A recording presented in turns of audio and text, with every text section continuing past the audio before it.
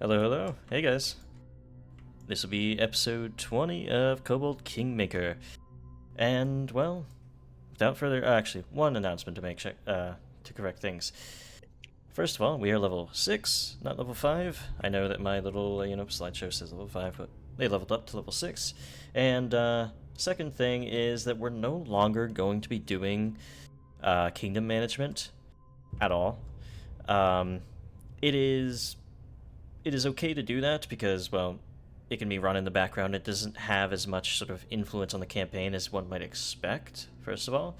And second, well, a lot of members of the group can't really be staying up an extra hour on the stream and getting that done. So we're gonna just leave it to the wayside. Won't change anything in terms of narrative, won't change like what they experience at all. It's just a separate mechanical system that's not gonna be used anymore. Jubilast's workload multiplies sixfold. Still, still very good to have those people around. They have their other sort of uses, as you actually dealt with last time with taxes.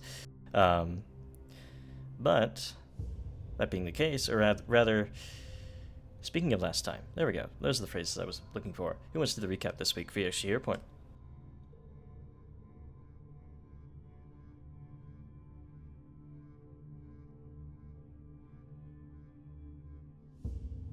Deafening silence. You guys, I will say of all my groups that I run, you're the least wanting of doing the recap for the extra hero point. Well, I'm learning very quickly that alchemists don't have very many places to squeeze that hero point into. Again, it can be given to somebody else. It's just a free hero point for anybody in the group if you want to do it that way. I forgot to take notes last time entirely. Uh, I have limited memory. My recaps tend to be very disorganized and chaotic. Okay, so last There time with the Brightbound or whatever our group is called at this point, we returned from the Troll King's citadel and got back to our town. We learned that a certain merchant from Pitax has been causing issues. We, as the intelligent and well-aligned group that we are, tried to break into his room to find some evidence of wrongdoing. Half of us tried that, while the other half tried very well to distract him and keep him from going back to his room. Literally every single person failed every single roll in regards to that encounter. Oh, except for Giraffe grabbing him at the end. I forgot. Yeah. But yes. So he now has more ammunition against us because he caught us all trying to break into his room and steal his things. But we successfully played we did like a counter operation to it. We spread rumors about him. And then we decided to increase his taxes.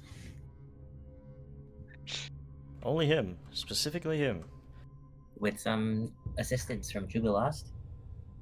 Indeed. Go for it. Much red tape. We did some shopping in which we traveled back up to Brevoy, and we came back and found that a large owl bear, has rampaged through our town, causing destruction. And I don't think anybody died, though, did they? Nope, you guys, trained the guard well enough that they were able to prevent any deaths. So we tracked the owl bear down to the skull marker that we had previously seen from the Troll King in the Sullen Hills. And entering, we bypassed some mushrooms, ended up fighting a shambling mound instead, and ultimately ended up fighting the giant owl bear. It actually wasn't that difficult. I think we took it out without much issue. Yeah, you guys did really well against it. That's the trouble with those big single target enemies. They just roll poorly, and they only have 3 actions to use, so yeah, you took it out easily enough. We continued to explore the cave, and we found what looked like a dead owlbear and a bunch of people who slaughtered it. And quickly figured out that this was a haunt of some sort, with the ghosts coming back. Well, ghosts apparating, I should say, and fighting and causing issues with all of us. Jarmos, with his newly found religion with Serene, actually was the one that ended up finishing it in the end with Kiva's help. After all, nothing can't be done with the power of God, and nothing else on our side. I don't remember what. Mhm. Who knows? But last we found this little owlbear cub, I believe, and Kiva is pretending to be its mother, I believe. Yes. Father. He is trying to calm it down from the trauma that it happened to go through, and I think we're currently trying to get it to come back with us. Mm-hmm. Well, I don't know about necessarily trying on my part. It's, I just want it to be safe. Well, if I do recall, you did, last check you made was that diplomacy check. You did well, or rather, was this diplomacy check for the spirits? Might have been for that? No, this No, it's my definitely for the diplomacy baby. was for the owlbear. Okay, yeah, Yarmus is, okay, yeah, natural 20 from Yarmus was what defeated that. Okay. So yeah, Kiba, the owlbear has taken a liking to you, well enough, at least, and seemingly tame. It follows you around, and that's where you're at.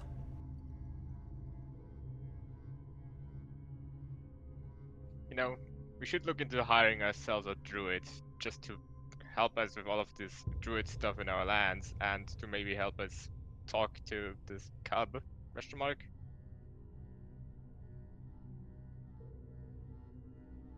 Well, we killed one of those off of our lands. Don't know if others will want to associate with us. That one tried to kill us first. We had nothing to do with him trying to kill us first.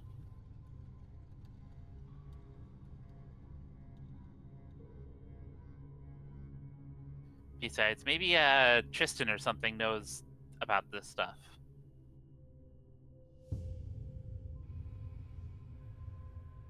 Perhaps. But first, might need to get out of here. There are a few unexplored nooks and crannies around this place, including what would be a cave that seems to curve upwards on that side as well. Are those of interest to the party, or what's the plan here? Wouldn't hurt to take a look around. Caves have been That's very, true. caves have been very good for us so far, so surely nothing can go wrong. There is another tunnel over here. I think that leads to the room with the mushrooms. Certainly gonna lead back. Well, peering forward, Parent, you're seeing a lot of webbing in that room. There's not mushrooms in here, and it looks like tons of web, so maybe some sort of insect, maybe. Giraffe, you're good at this stuff, right? No, I'm not. Likely an easy place to get eaten by spiders.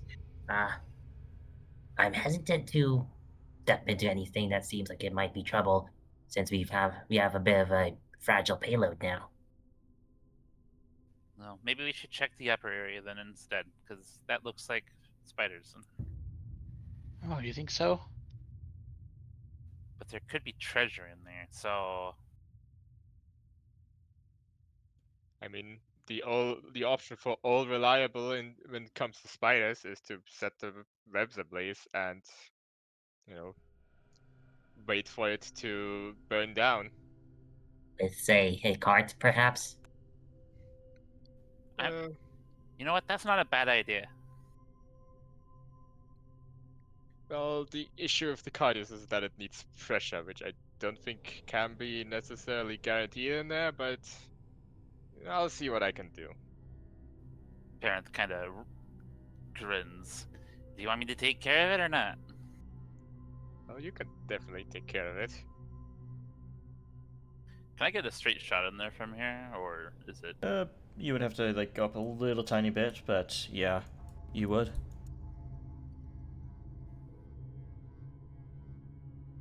You know, shift to, precise the place you're taking. having a day. Okay. This looks like the perfect spot to use the squeeze action for the first time. Panther's gonna lob a fireball into that room. Yeah, so when you sort of get a lineup and then sling this fireball into this space here, well, it lights up down the hallway, and then there's this burst, this cloud of fire that sort of rips up through the cavern towards you a little bit, as it doesn't have a lot of space to explode in, but you're safe enough at your distance. And with that, roll your damage, actually. Oh boy. Oh, goody. 24. Alright, so, for the purposes of this, yeah, I'm gonna roll one reflex save, actually, from these guys. The web clears away to reveal a dryad's tree. Okay. It reveals a bunch of innocent bystanders.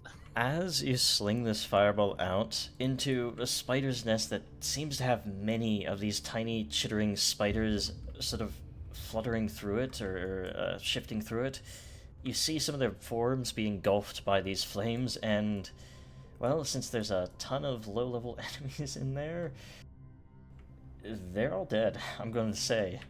Wow. Give yourself 60 experience points.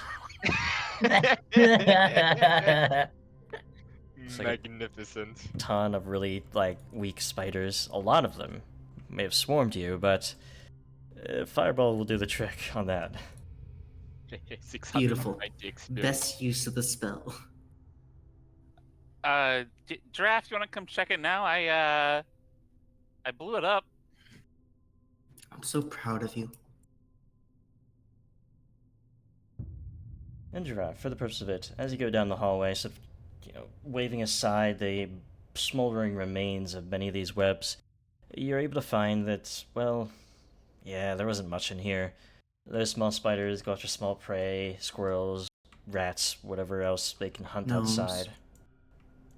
Doesn't seem like anything of value in there. Unless somebody is in the market for crispy spiders, I don't think we need anything in there. One less spider in the world is a good thing. Do Maybe owlbears just a eat taste. spiders?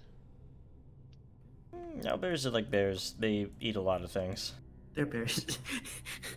Bears aren't very helpful. They're just, they're not hateful. They're just very hungry. I mean, usually they don't eat spiders, but presumably the spiders here are larger. Yeah, so would change things a little bit. Kiba, there's some tasty insects down there. I wonder if your owlbear will eat them. I wonder. Start going down the passageway. Roll a diplomacy check. Sort of coaxing it along.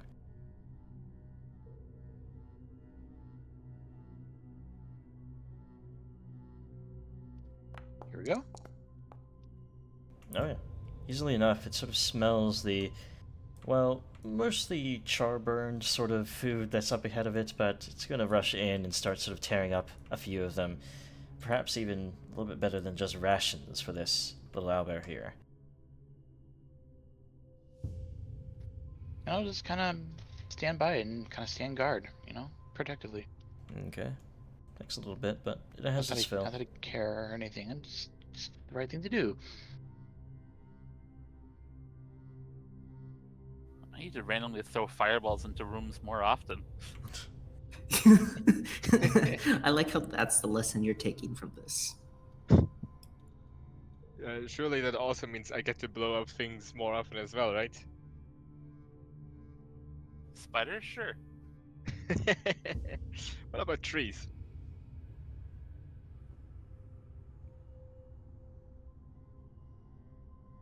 That being said, owlbear has its fill, the rest of you are sort of milling about. Where next? Well, now that Parent is aware of that hole up here, he's very curious. Okay. Alright, I'll head back toward them then. I imagine it's not too hard to climb up this little ledge. No, not too hard. And as you're winding your way up it, Gonna move you guys, or rather, just move Parent rather.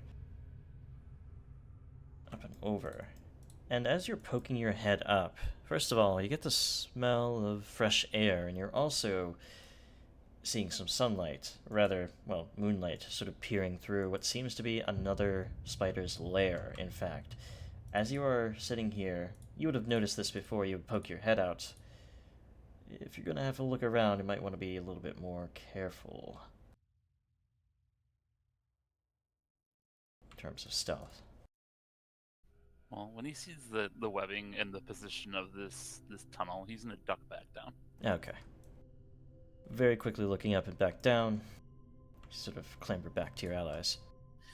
More spiders in there, but I don't really want to fireball on top of myself this time. That makes sense. Giraffe, you know what to do. It looks like it leads out. Should we just go around? Do we bother with these spiders? There might be Good something idea, else man. up there. You want me to go in and fight the spiders? You've got this, Giraffe. We'll be right behind you. Okay. Alrighty, let's go. Giraffe, you make your way up. Parent, I'll put you up there as well. Everyone's coming, right? Yeah. Sure, yeah. And the owlbear will stay behind, or at least just, safely down there. Yarmus, I got you. So, before you guys can spread out too much, Yeah. well, what are your exploration activities, real quick? Searching. Searching. If you are, Search. perception. Searching.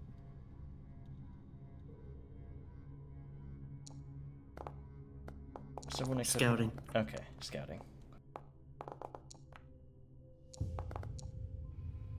As you guys are looking about yourselves, you notice that, first of all, there's webbing that's sort of strangely placed along the front entrance here that seems to be, well, a trap, sort of a web trap there, for any creature that might want to walk its way in.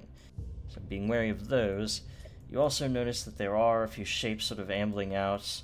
You hear a voice, actually, amongst them. Akola! Calling out, perhaps, to another, you're not sure, but as you guys get up here, nobody's really sort of trying to keep too quiet here. You do see these strange spider-like humanoids sort of step out into the space, and they seem quite surprised that you guys are here. With that being said, there's also a few more spiders in the back with them, so I need your initiatives here. I should have fireballed. These gentlemen look positively horrific, I'm not gonna lie. Oh, yeah.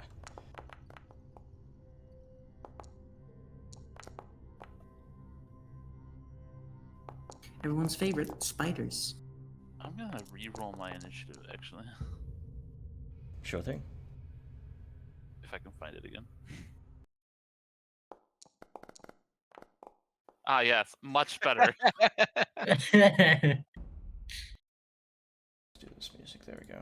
Alright, so, as they seem quite surprised that you guys are here, Yarmus, we start with you. What are you doing? Alright, Yarmush is going. Is he like still within the tunnel? No, you've all stepped out of it. Oh, gotcha. Because I'm transparent for some reason, I'm not sure what that means. That's broken, so you might want to reload, but for the purpose of it, you are right There we here. go. Yeah, there we go. Yeah, gotcha. Yeah, it's working now. Yarmush is gonna start off by trying to recall knowledge about these things. These seem very distinctive. Hopefully he'll know. Yep, nature. Or rather, occultism for these. These look different from any normal natural creature. And you're able to tell that these are web lurkers, commonly known. They are these aberrations that are they're also known as ettercaps. That might ring a bell. Ugly monsters that dwell in spider layers, and yeah, they're sort of these half-humanoid spiders. So, what one thing do you want to specifically know about them? Oh, that's awful. Any special abilities? Special abilities, their most notable is that they do have a venom to them. Most notable to you. Gotcha. Okay. Very Because spider-like of them. Sluggishness after in sharing? those who are affected by it. Yeah, go ahead. After sharing this with the party, would targeting the spider up here, would that be possible, or is there gonna be cover from Yeah, this little possible. outcropping here?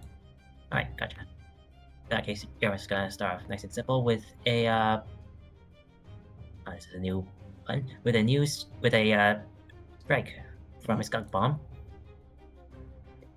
Caught off guard by it being an A instead of an arrow. Sling it over.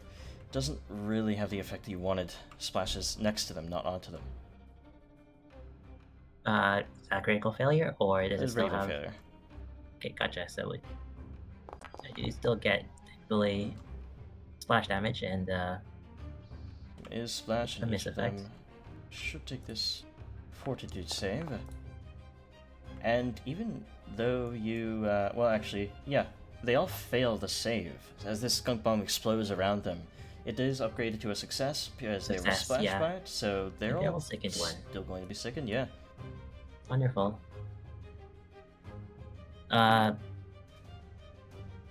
Jarmus fishes off his turn by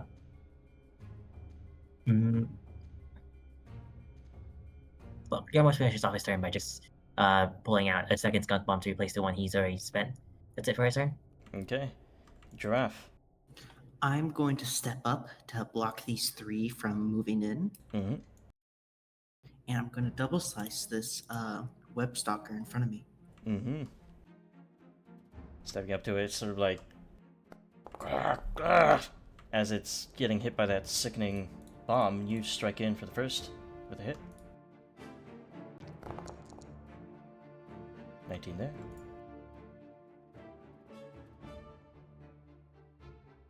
Slashing straight into it with the first strike, and the second is going to be an easy crit.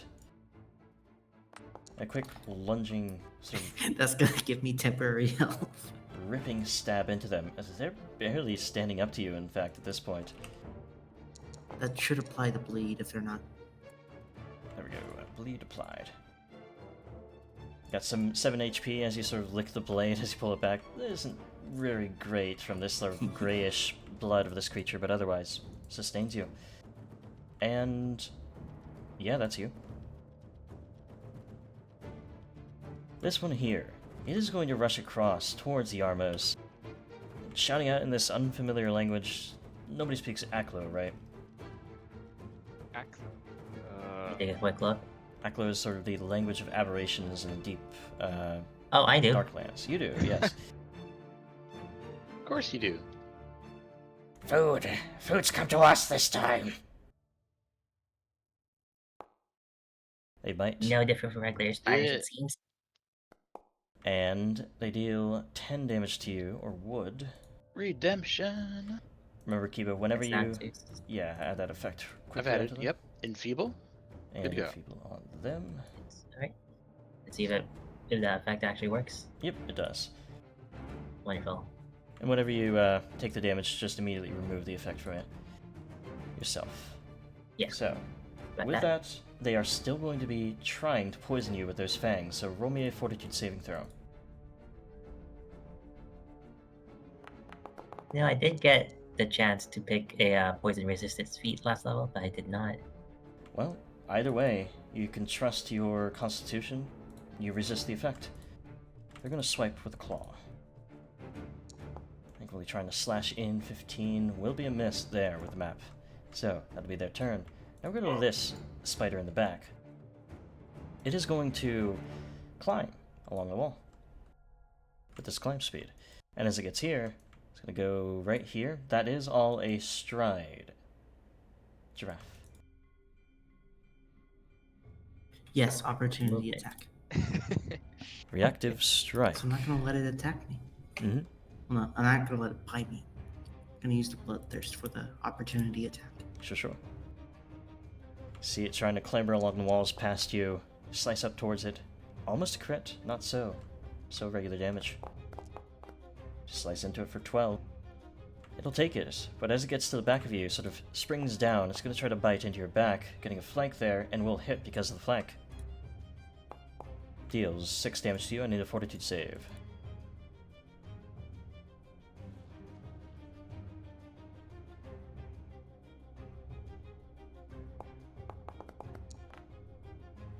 easy enough, resisting that poisonous effects from that spider's fangs. And as it went there, jumped and hit, it's gonna turn to try to strike it. Then Yarmos here. We'll miss there. Why? Yarmos, you're sort of stumbling back from the other. They get in the way of each other as they try to bite at you. Kiva, your turn. Alrighty. Got an awkward positioning, but I'm gonna reposition and then go for some strikeage.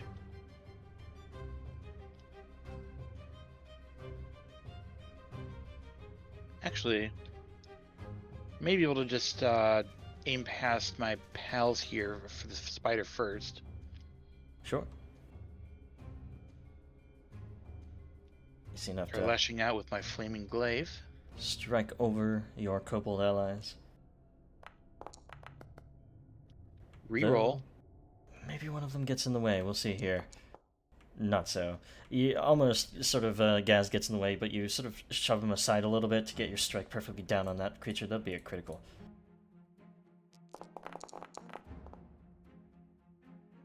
$38 damage there. Just cleaves this spider apart as its legs go flying. Okay. Move in to get a better shot at this guy here, and I'll try see what I can do. Sure thing.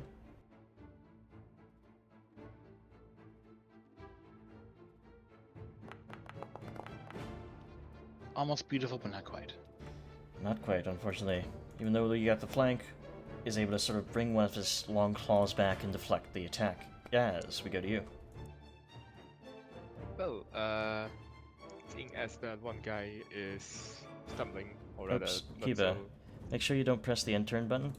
I usually do that. What and we end turn accident- button? I don't know how it skipped over over this guy to Gaz. It should have been this guy's turn first, so we're gonna go to him first. Yeah, I said Yeah. that because it usually is because a player does it and me do it at the same time, but maybe, Yeah, I do not think I did that. So I don't see any button like that. I'll trust your word on it. So 7 damage Cool. there on Giraffe as it tries to bite towards him, even though it's very weakened by his strengths. So 7 damage, Gaz, or Giraffe rather, and roll your Fortitude save. Continue by trying to swipe out twice with its agile Fortitude save, you claws. said? Yes, Fortitude. Misses those strikes. Yeah, you're just fine. These guys are seemingly not that threatening to you guys, but either way, Gaz, your turn. Well, this fellow on the top seems unsteady on his feet.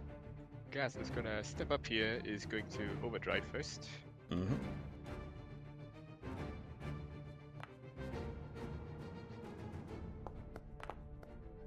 Easy critical success in the overdrive. You find the right components, everything works as perfectly as you could imagine.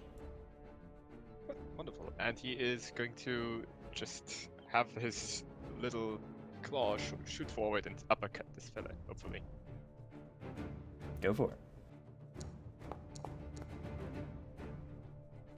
Easy crit there too, but it's not like you needed one. You sock them straight in the jaw and you hear a crack as, yeah, they were at 1 health after taking that bleed damage, and they die easily from that. KO. And that was all 3 of my actions. Okay, Parenth, we get to you. And starts conjuring fire into his hands, but rethinks using a fireball. He strikes, You can always purchase Pathfinder mantles for the future. and he is going to be using Scorching Ray instead as 2 actions. Targeting the spider up in the cave past Giraffe and the one next. Okay. Oh, I can't believe Parenth doesn't trust me to take care of that spider. Yeah, this is one of those more ridiculous effects. I need to do 2 attack rolls That's here. cool. For each of those you can fire just with these attacks. Each increase your multiple attack penalty, but you don't. Yeah, they are separate attacks, I do believe, against each. So that first one was probably to the guy next to him, Yep. the other one's probably the spider. And yeah, it shoots it again for some reason. Either way, yes, you are striking both of them. So roll the damage for the first one and then the second one. First one will take that 14. And the second one will take that 13, as you blast them both with the Scorching Ray. That's all for me. Burning at their shitness hides, this one is going to spring along, getting past Giraffe here to here. And, well... Come on, come at me. Yeah, Do it. Do it. If you're taking a turn. So you won't have react. It will strike at Parent, though. As well, he was the last one who struck it, so... Doesn't seem happy with him. Parent, you are struck for 10 damage, down to 2. He has the Glimpse of Redemption. Enfeeble.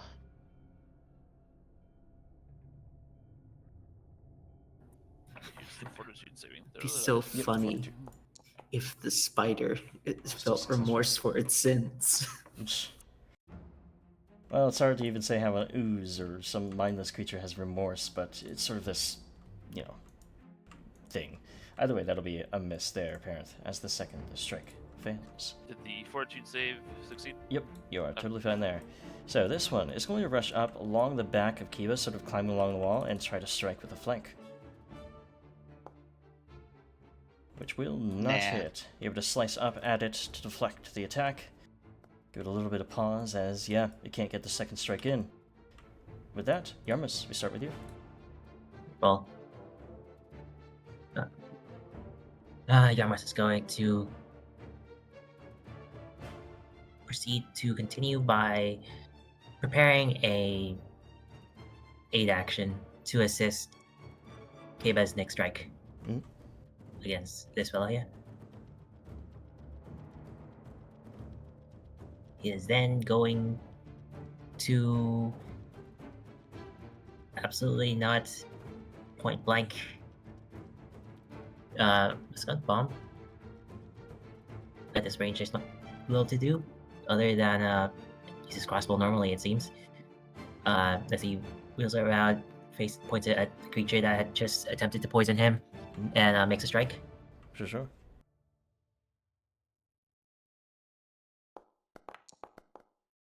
So you tried to strike, unfortunately, it is a miss. It's a little bit wide. Either way, he retrieves a second bolt and places it onto the contraption in preparation for the aid, and that's it for Yarmus' turn. Okay, Giraffe. Alrighty. Sorry. I am going to... Yeah, that... Badly injured and injured. I'm just gonna double slice the spider below me. Mm-hmm.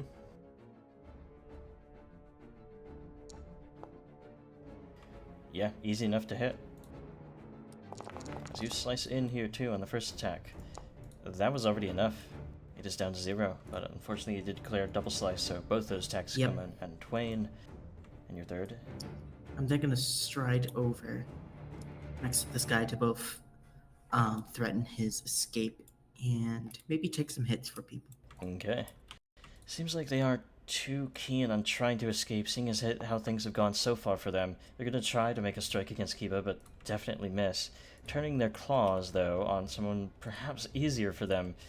It's going to be Yarmos twice. They're holding their ground, but otherwise they're not able to hit anybody there. Kiba. Get wrecked. Glaive time. Yarmus strike. aids this strike. Uh, Doesn't seem necessary regardless. Yeah, critical strike easily enough there. Yes. As you just slice straight down into the creature, putting this evil aberration to the floor. Just have a little spider at your back.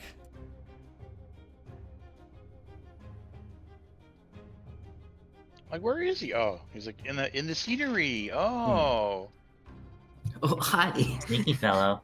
I might as well reposition myself to make it easier for others. Mm-hmm. And I'll strike from here. Sure.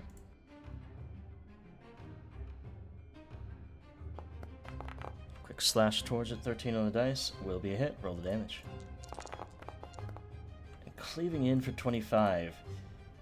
Well, less because of positive energy not affecting it. It's not long for this world. Let's see if anybody can finish it off. Guys. He's going to move up and try to finish off the spider. Okay. Easy crit. Roll your crit damage. As, yes, these spiders, just like the other spider nest, didn't seem like that much of a threat to you guys. Battering into this one, smashing it into the wall. You look around yourselves, you don't see any other spiders coming out, so that's the end of that encounter. Those things were freaky. Give yourselves 60 experience points for that one. You know, if those things are completely natural, I suddenly understand why I hate nature so much. We've seen worse. Well, Like they don't that- quite seem natural. Like that Are ghost. these like the kind of operations that like just sort of leak into the world, or do you have to like create them or something? Oh, they seem like they leak into the world. Giraffe, you cut through this sort of like, you know, there's like Skyrim web walls. It's basically what that is. Well, no, I actually don't because I haven't played Skyrim. Oh. The only one in the world. The only person who ever exists that hasn't played Skyrim. So, Skyrim has gotten past the Chinese firewall, but not into my computer. Jesus. So, Kiba, as you're looking around in the after end of the room here, you do find what seems to be the unfortunate corpse of an explorer who came through here. A few items on them, some leather armor, healer's gloves, and some treasure items as well. Oh, these gloves will be really, might be really interesting to, some of you. Why? What's so special about him? Ooh. Should make it easier to do that stuff with your healer kits. Indeed, I will no longer have to touch you people as I heal you. Well, that'll keep your hands cleaner, right? It should make it a lot easier to not make mistakes. This is wonderful. Sure, yes, that's what they're gonna help with. Yes. So it's good to be hygienic. Hygienic, schmygienic. I know what I'm doing. Okay, I'll take those gloves if no one else wants them. Perfect. What are giant spiders gonna do with a pair of gloves, anyways? Where are 8 of them? Was about to say find 6 more. Imagine if spiders had hands on all 8 legs. Isn't that just a great thought? Giraffe, I don't want to know what you think about it tonight, okay? Oh, it's not nighttime. These are my day thoughts. It is nighttime, isn't it? Guess is gonna invest into the healer's glove, of course, at the next opportunity. Yeah, go ahead and do it now, so we don't forget, since, well, you guys look ahead of you, and it seems to be an exit to the place. Finally some fresh air in what is now going into the autumn sort of climate in the Stolen Lands here. Huey, you check the northern. Nothing there. Nice. Then I'll try to coax the owlbear to follow us through the tunnel, if he's interested. Oh yeah, it's not like an escort quest. He's Cool. around. Even if I don't drag him with you, like expect him to be at your side.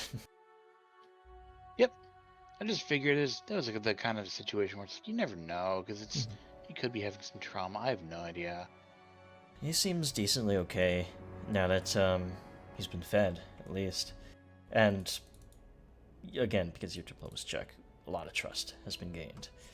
So, with you guys leaving this place behind, where Yep. to? I wouldn't say Are this you is a really? good opportunity to explore Silent Hills, but Owlbear.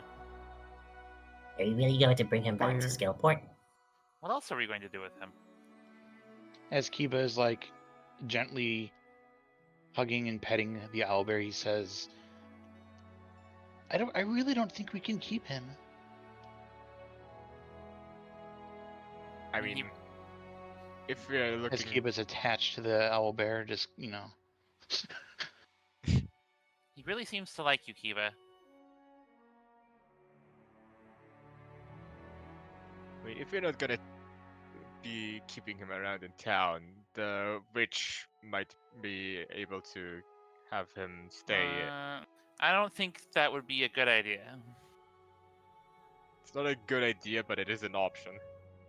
She'll probably use its parts for reagents or something. I cover the owlbear's ears. I mean, if we give her a good enough deal, she probably won't.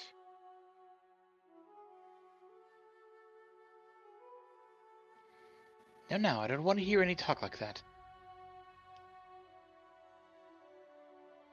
Would Yarmos be able to know enough to be able to try to figure out if what parts of what of which might be able to do with an owlbear and which parts? Sure, roll me a crafting check. Gotcha. The way you say sure. Well, there's a talisman called an owlbear claw. Do owlbear claws grow back? Not in the way that you need them for the talisman. Oh. It's like a bear's paw, like that sort of thing where you would, like a trophy almost, you would have to cut off its hands. Oh. Yeah, that would be a one-way trip I for this hate fellow. that.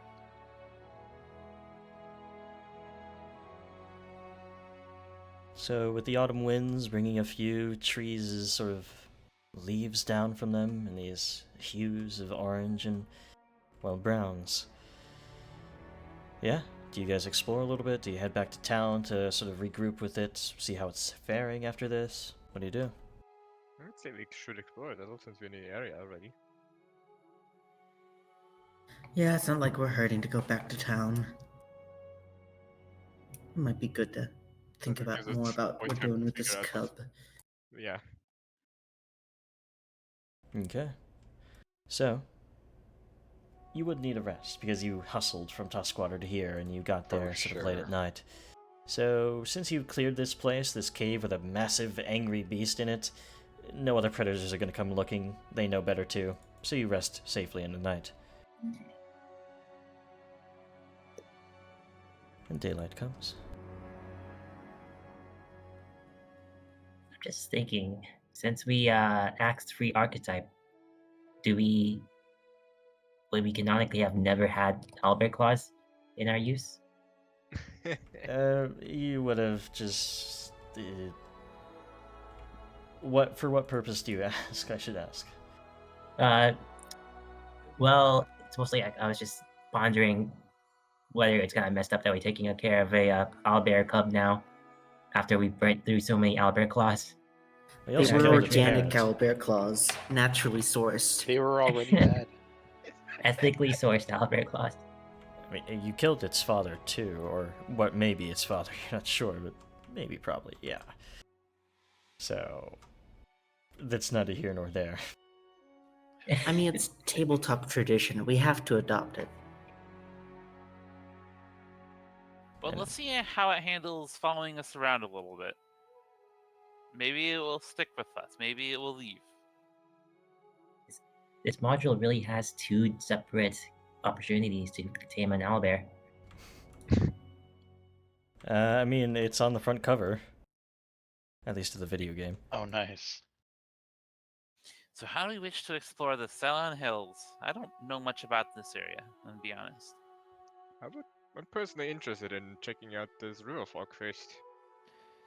I'm most interested in everything that's around the river. Past that, I'm not sure if it's quite our concern yet. Alright. Just roughly these 5-6 tiles, maybe.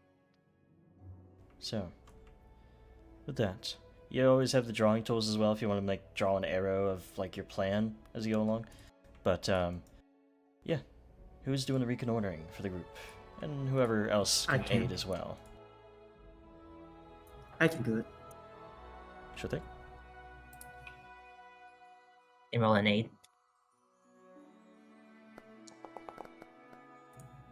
I was supposed to be blind. I'm not looking at it.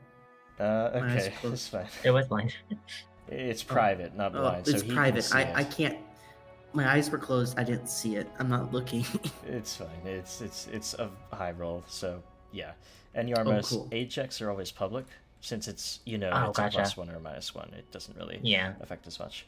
So that being said, Giraffe, you look through this region, and well, you are going towards that sort of fork there, where right now you're on the Little Selin River, and the Little Selin River goes to the what is the Big Selin River, and then the Selin River is sort of the main river of the River Kingdoms, going to your south.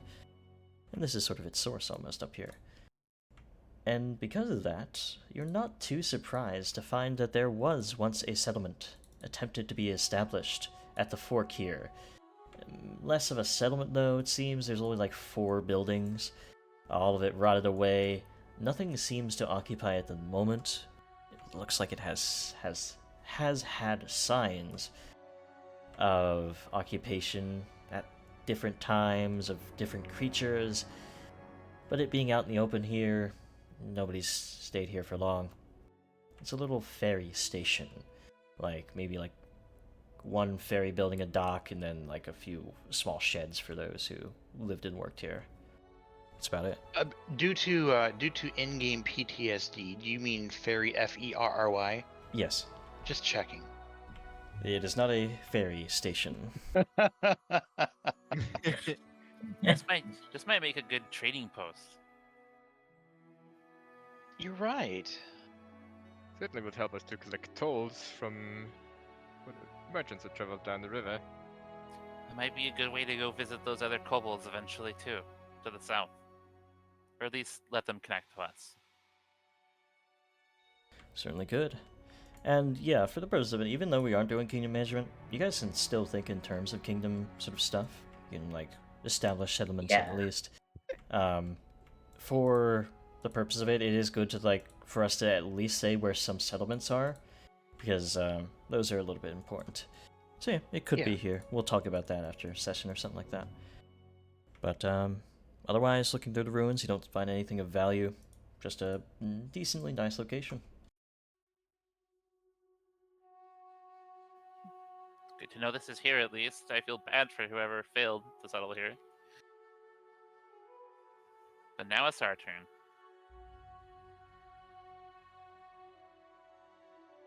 It's our turn to fail at settling here. We'll succeed, don't worry. These guys get over here. Whoever does it, reconnoiter. We really should explore around Candlemere at least to understand what's going on here. Yeah. Jarmus can handle this reconnoiter. Alrighty, I'll roll the help. You are definitely noting that you're getting up to Candlemere no. here. That is a survival check, Giraffe. Should be a perception for reconnoitering. We can aid with a reconnoiter? Yeah.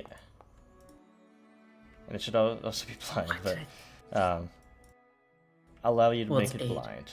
Oh, you're aiding, so That was an aid. Yarmos is okay. Yarmo said he was doing it, so I said I'm gonna aid. Gotcha. So I thought the reconnoiter was survival.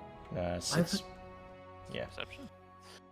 You were tracking last time, just using survival. That's why. Mhm. Man, I am so empty sometimes.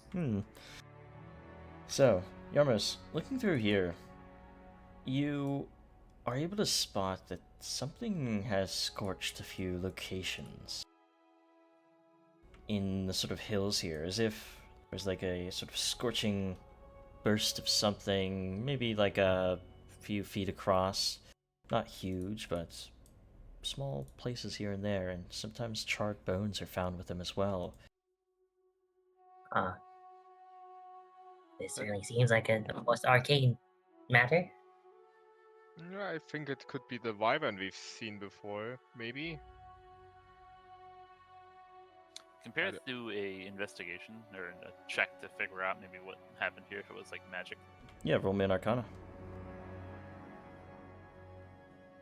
And also on the topic of survival, Giraffe, there's enough here that you could perhaps track something down. Ooh. Well, let's see if I can find anything with a blind roll this time. Parent, you are not able to tell anything about it, and Giraffe as well. You're not able to pick up the tracks of it.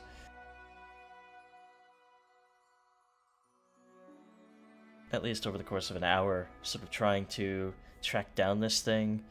It's a little bit tiring. At the end of the day here, you could continue, but it'll be a little bit later in the day if you try to find whatever this is. With another So did I check. find any tracks at all, or? You found tracks, but you weren't able to follow them well enough to seemingly find it. You sort of went in circles a little bit. It was a fail. Would I be able to identify what the tracks belong to? With a Arcana check, you could. Oh, that's a +1. Somebody else could. You can always ask. Does anyone know what these tracks are? I'm at a loss. I've seen some creatures around. Let me take a look at them. Blind, correct? Mm-hmm.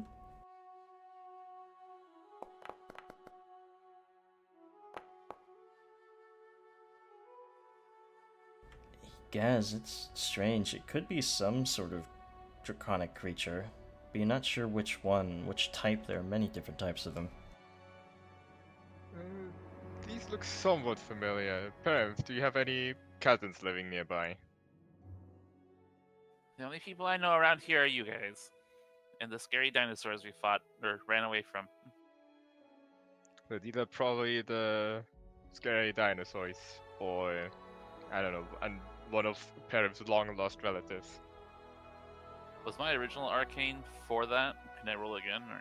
You can roll again with a little bit more information, new information to look at. Okay. We'll try again. Wouldn't the long lost cousins of a dragon be S?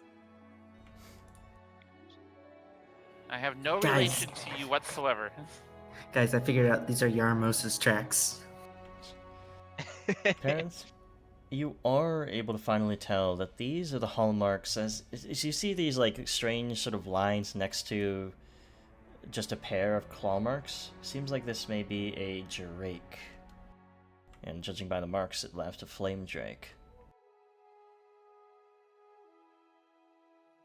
Do these Are- seared marks and skeletons, are they older or are they newer? That'd be a survival check. Oh boy, Right, are I'm you- gonna check are the you- 8. Time to date these skeletons. Carbon dating. Are any of these bones like humanoid bones? Any of these remains?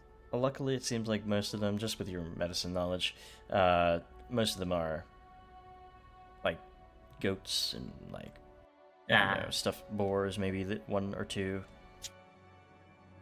No humanoid, luckily enough. Giraffe, So these, to answer your question, what was your question? Ask it again, please. I was asking like how old these bones were. How recently were Okay, they how killed? recent? Okay. Yes, maybe within a couple of weeks. Recent enough. Interesting. And as you're I don't remember. finally, as you're go ahead. looking at all the bones and like comparing newer ones to older ones, you're starting to triangulate a little bit, sort of this hunting path. So you could just follow what you know now to its den, perhaps. You spent enough time to figure this out, sort of pull it together, even though it took a little longer than you might expect. Do we want to mess with a drake? That's what I'm wondering. Like, Are they What- edible? Kiba, I think just about anything could be edible. The question is whether or not you could eat it a second time. I feel like So you're drake- thinking that they might be poisonous to eat? Kiba, Yes, parent. a drake is not a dragon, but it is still uncomfortable for you to be talking about eating one of my long lost cousins. I'm sure Kiba means for the cub. That doesn't make it any better. Yeah, we can always just feed parent right here. What? No. Huh? It would probably be good to wipe out the competition, so to speak. If we're going to be building down here eventually, having a drake living in this area would be not good. I can't remember if we're going. I'm not good with the food chain, but aren't drakes a bit above our pecking order? I can't really think of a good reason to mess with it. It hasn't attacked any people. It seems content to hunt in its grounds. So it's only been going after animals, you're saying? I have a lore skill that might give me some more information about the capabilities of drakes. Sure.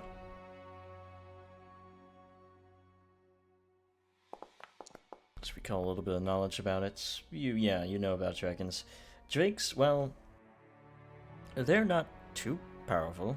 You guys have dealt with massive owlbears and troll warlords. A drake... And boers. A drake is a little bit lesser in the pecking order of actual, like, dragons, like young and adult dragons. You feel decently confident in your abilities to take it on. It definitely is not going to be stronger than me. I think we'll be fine. Well, you're the dragon. I'm gonna defer to your expertise. So you think it's important to take it out, is what you're saying? I'm sure we could, but I don't think we have a need to. It it's is just- within a stone's throw of skill point. Do you really think it's going to go out of its way to attack people when it has easier hunts in this area? Well, it might attack something that's small, scaly, and vulnerable, especially ones that might be opening trade up with our kingdom. If we were to expand down here, cough. Have you found any evidence that they've attacked any people? I mean, if we sit around here long enough, maybe we will find some evidence when it attacks us.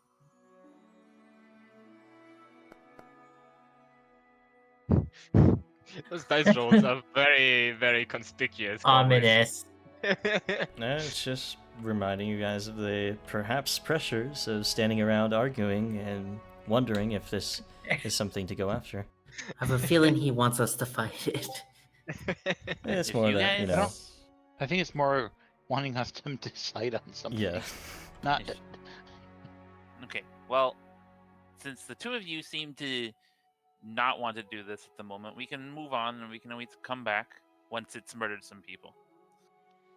Yeah, let's wait till it's actually a problem. We need It's to like the find owlbear. ourselves a casus belli to go after this beast. A what? A cause for us to actually go after this thing, because right now it's just, hunting. Alright, waiting until it's a problem. So, Well, what's with the It what's might with never the be a COVID? problem. sorry, Young? Guess we're Wait, me? gonna. Oh, okay. Yeah, moving on. So, you are needing to rest here, though. So, who are going to take the 2 watches, and who's going to use stealth to maybe make it a little bit harder for your camp to be seen? I'll do one of the 2 watches. Okay. Your almost handles stealth. I'll do Yeah. the other watch. Alright, roll all your rolls. Sorry, guys, what were you saying? Perception, right? Oh no, it's fine. Okay. It's perception, isn't it? Yep. Mm-hmm.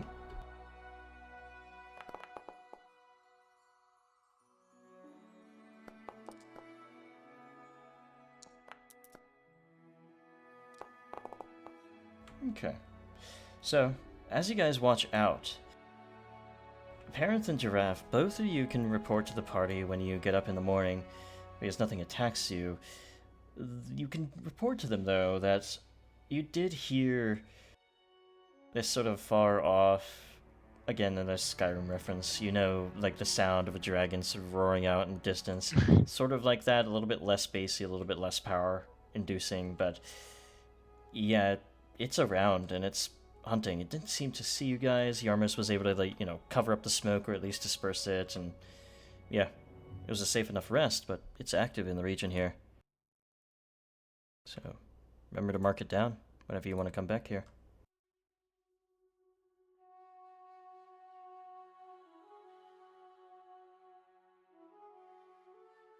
Maybe we can find a way to convince our fur trading friend in town. That there's stuff in this area.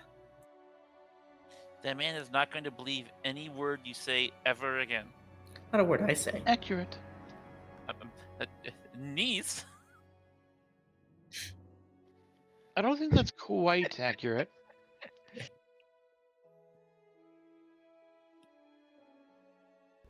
So, where from here? I think following the white line. Okay. Following the Yellow scale brick point road. adventure line. And as you guys get here, actually, you do hear a voice trying to call out from the sort of banks of the Tuskwater as you sort of take a roundabout way through the hills here. Damn it. Voice. Like trying to call out to. Can we tell what they're trying to call to or what they're saying? I know you can't swim, we need to find them. My kneecaps hurt from swimming. I recognize those voices. Let's go. Let's do this. You find that Karik is sort of on the shore here trying to help out Prazzle getting out of the boat, but Prazzle is in his full armor and he's sort of like floundering on the side of it, sort of holding on to it. You just have to let go, you know, it's... You're gonna sink, yes, but just walk on the bottom or something. Can he hold his breath that long? I don't know, we're not like the Sutskills, we're not aquatic. Hey, we found you. We're here to give you a message. As he's sort of like on the side of the boat, just holding on to it.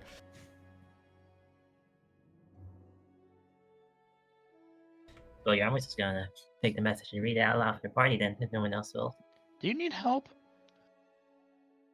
No, I don't need help.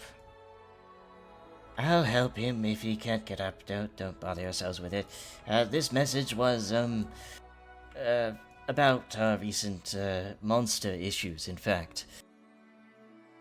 There were a group... Again? Well, because of the owlbear. There was a group called the Embeth Travelers who came to the region recently. Who had heard of it, who were tracking it down, even.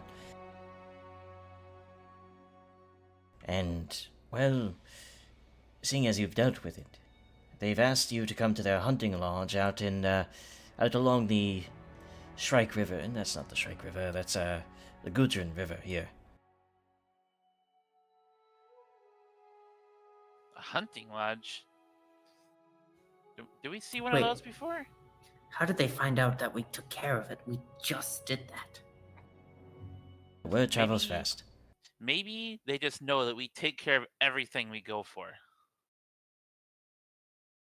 They heard... Except for that, except for the dinosaur. Yes, they were at the hunting lodge and they heard a few days ago that you had went out from Scaleport to chase the creature down. And seeing as it was a few days ago, they, well, trust that you are already going to be dealing with it. Hopefully the rulers of the kingdom just don't up and die, and yeah, that's it. Of course not. We would That would never never die. happen. Well, there's Yep. always the chance that we just trip and collectively hit our heads. Well, yes, but that doesn't prevent you from going outside. Thankfully, though, all 6 of us are here and accounted for. 6. What? What, 5? What is that? 5. Nothing. Just gonna roll a Kiva's perception. child. No, I saw it. Is that a owlbear cub? Did you get that from them? We're adopting it. I So we are then.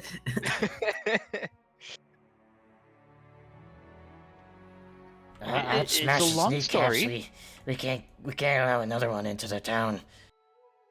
Finally, he sort of like latches off from the boat and gets up onto the shore a little bit after floundering in the water. Prazzle, hold for a moment. You're keeping it after what happened at Scaleport? This one hasn't just attacked Scale Point yet, has it? Well, But it's cute and helpless. suppose that's true. Well, since it hasn't bothered you, we'll trust your judgment, I suppose. Yes, this hunting lodge, it's out along here. And I think you guys were there once before. It was just empty at that time. Oh, you absolutely cannot remember. It's been so long ago. Yeah, it was like a passing thing when you guys explored this hex. But yeah, Well, Kiba is going to impart Serene's wisdom into the owlbear cub, and it will be friendly. Maybe I will be imparting Shellin's wisdom. I will be imparting Siren Ray's wisdom on it. I don't think it'll understand the god's wisdom, but let's head back to Scaleport. We have important matters. We have to deal with that fat merchant. He's been angry recently, by the way. He's heard about the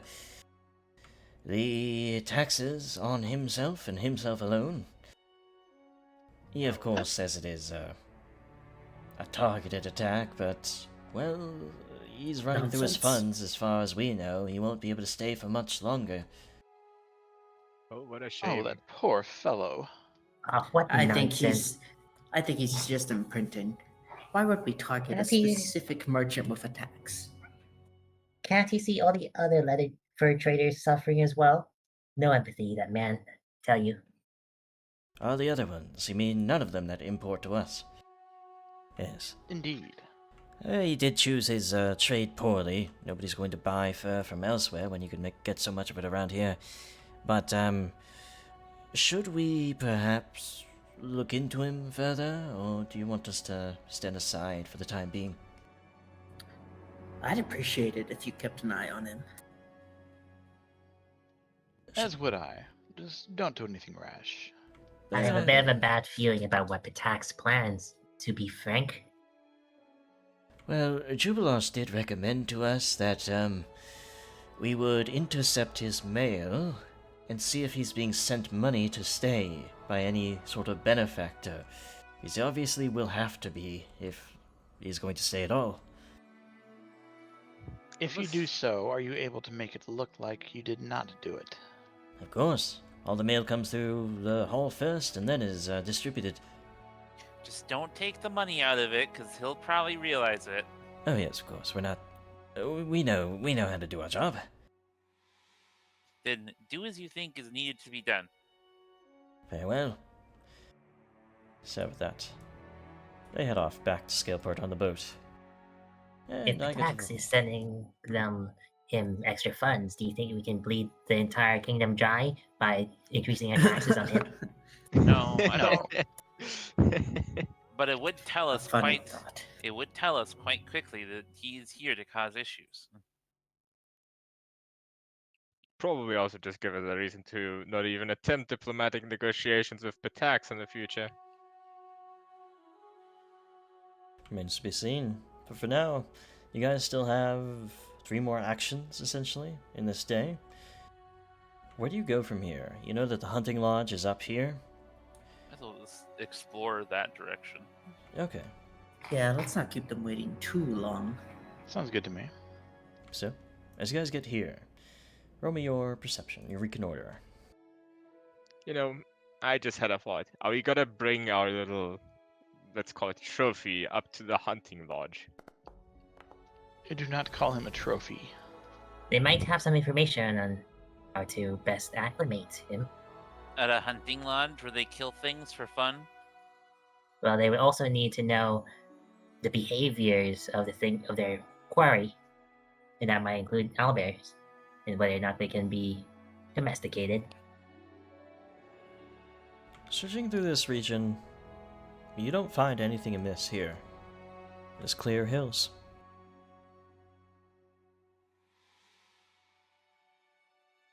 And that is about half of your day's journey. I will say you can reconnoiter this one as the last part of the day here. Sounds good to me. Will do. I'll make the roll. As day turns to a bit of dusk here. Yarmos, you it's not hard to notice, actually. You start to hear this moaning and crying, like morose sort of like lamenting of some sort. And it's in a language you've heard before. You've actually heard this same language spoken by the trolls in their own sort of native tongue. Does anybody speak Jotun? I don't think anyone here speaks Jotun, no. Can't tell what it's moaning and crying about, but you hear this sort of low, dull sounding voice. Maybe a crash of something every so often, like a stone against a tree. Do you guys go investigate this? Probably should, just in case it's a remnant of the Troll King's army or something. Fair enough. Sounds good to me. Alright. So you approach, are you trying to be stealthy?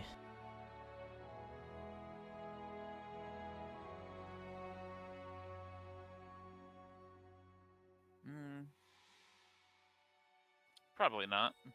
Okay. If nobody else is going to speak up, I'll say probably not. Nah.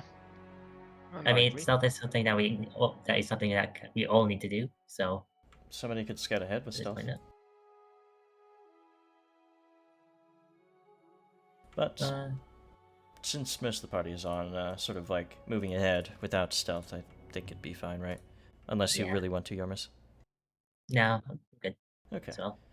So As you guys approach, you see a strange scene. The tree ahead of you seems to be smashed to the ground, as if sort of like ripped at its roots and thrown over. And up against it, with this massive looking mug in its hand, seems to be a pretty big looking giant of some sort. It's in this sort of strangely patched together garb. It has skulls around its neck, so it's certainly not a nice one, but it also looks fairly dim-witted, as it has this sort of like bundle of logs at its sort of next to it. Yeah. And since you guys are approaching freely, with the torch out in the day, it'll notice you approaching. Okay. Hello. Who are you? Speaks to changes to common to speak to you guys. Well, that's a surprise, isn't it? Greetings. We're merely travelers. We mean no harm, of course. Greetings. Wait. Who travelers? Who more? More answer.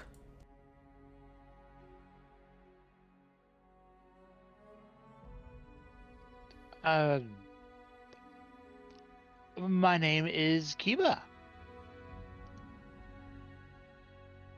Does Kiba know Troll King?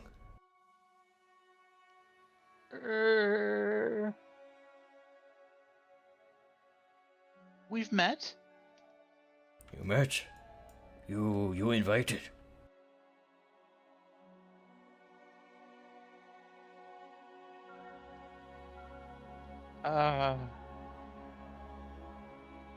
It was a brief visit. We, what should I say?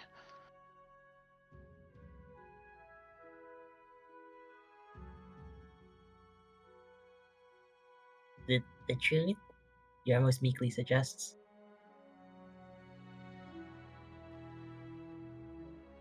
We have met, and that is about all that I think we need to say, perhaps. Or why? Do roll me a diplomacy check, though. Oh, man.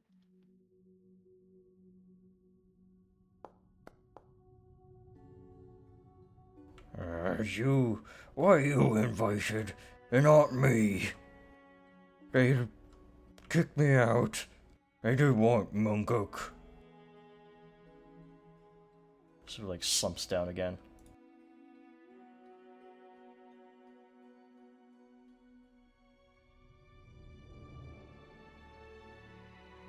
You know, there's a place that you can go. Or? What It's this, place? it's this land called Pitax.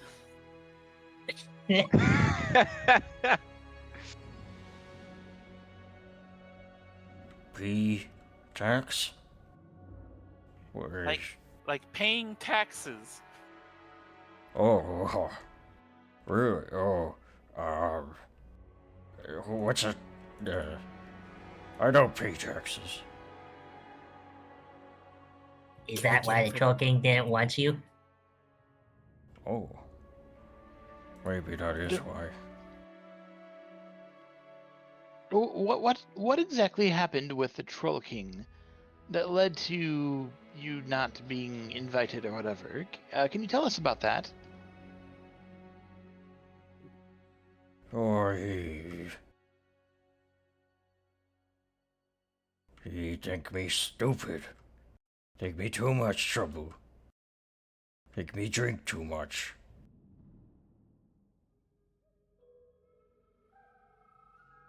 You certainly don't strike me as stupid. You're the first of your kind that we met that actually is able to communicate us in some kind of fashion.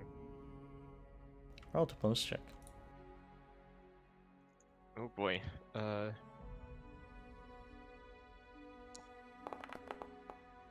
I wish the hero point that immediately. Okay. Yeah, There we go. I like that. Oh, yes, Oh. me speak good. You not bad. Where P-tax? Well, Parif, you were the one who suggested our different his new home. It's way to the west. Do you know which way west is? He sort of like counts on his hand. This one?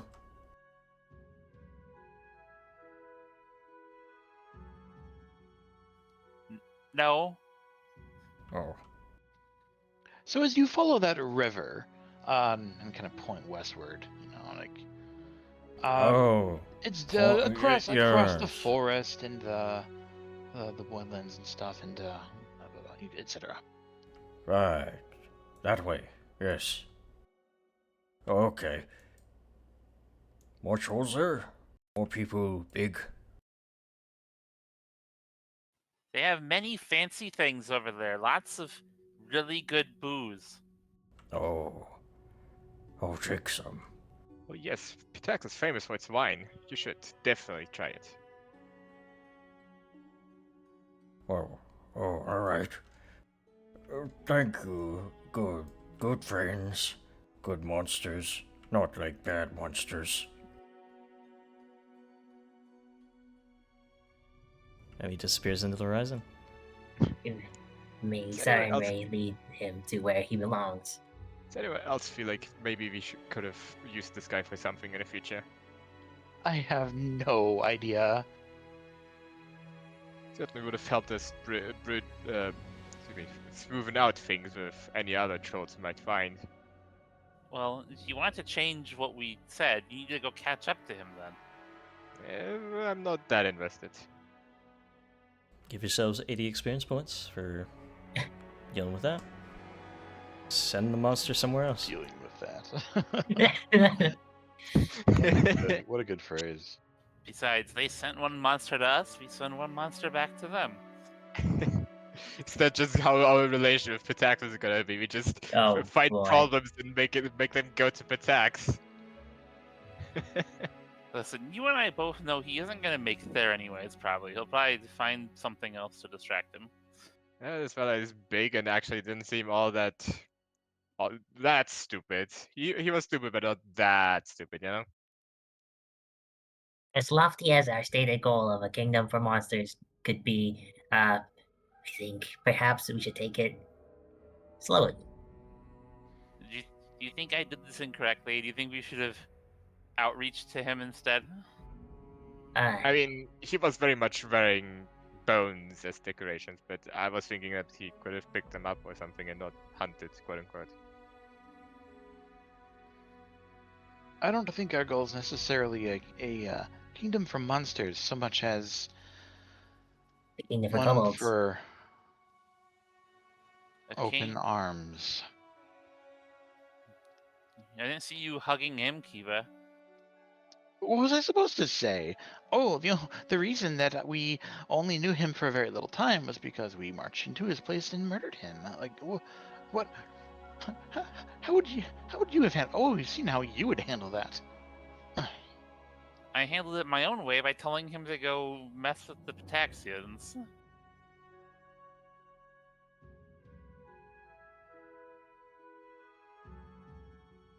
Well, you'll find out perhaps soon enough.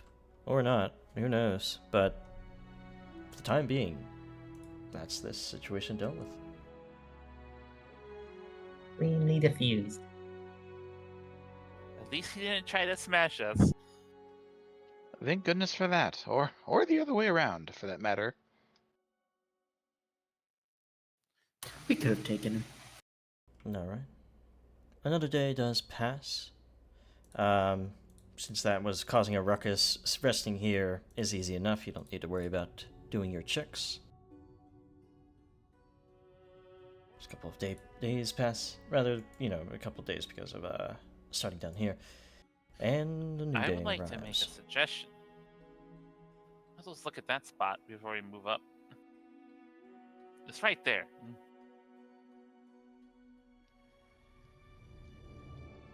Do you have any reasoning for that? We should probably check if the troll went east and not west. Or giant, or whatever. Fine, we can go to the hunting lodge first. You all are so inefficient. Well, there's nothing inefficient about this. If we go up this way, then we can travel down through the unexplored area and cover it without backtracking across anything we've already been to.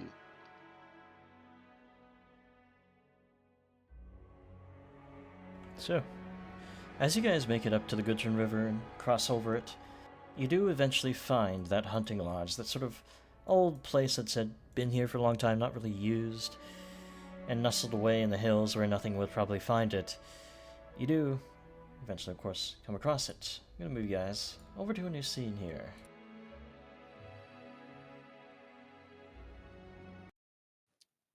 I have to wonder if we're walking into a trap of some sort. Wouldn't be the first time, I don't think.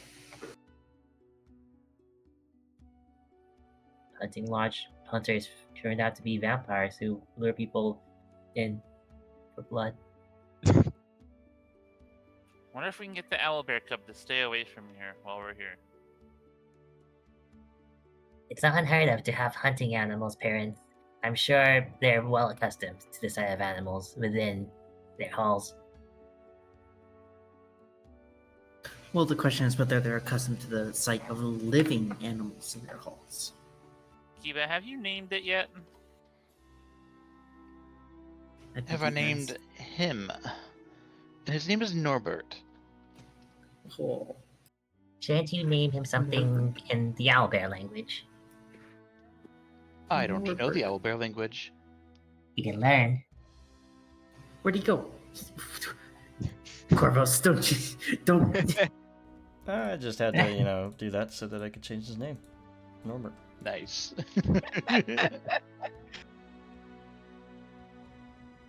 So, Name seems a bit short. How about Norgorbert? It's not a kobold. and neither is it a evil god, Norgabur. But as you guys do arrive here, you find what seems to be a two-story, pretty decently grand-looking lodge here. It has this sort of sloped roof at the top, a few shingles sort of fallen away. It's a little bit worse for wear, but otherwise functional enough. And as you guys make your way to it, nobody's here waiting for you outside, so... It reminds me of the mansions I've used to frequent in Bermeria.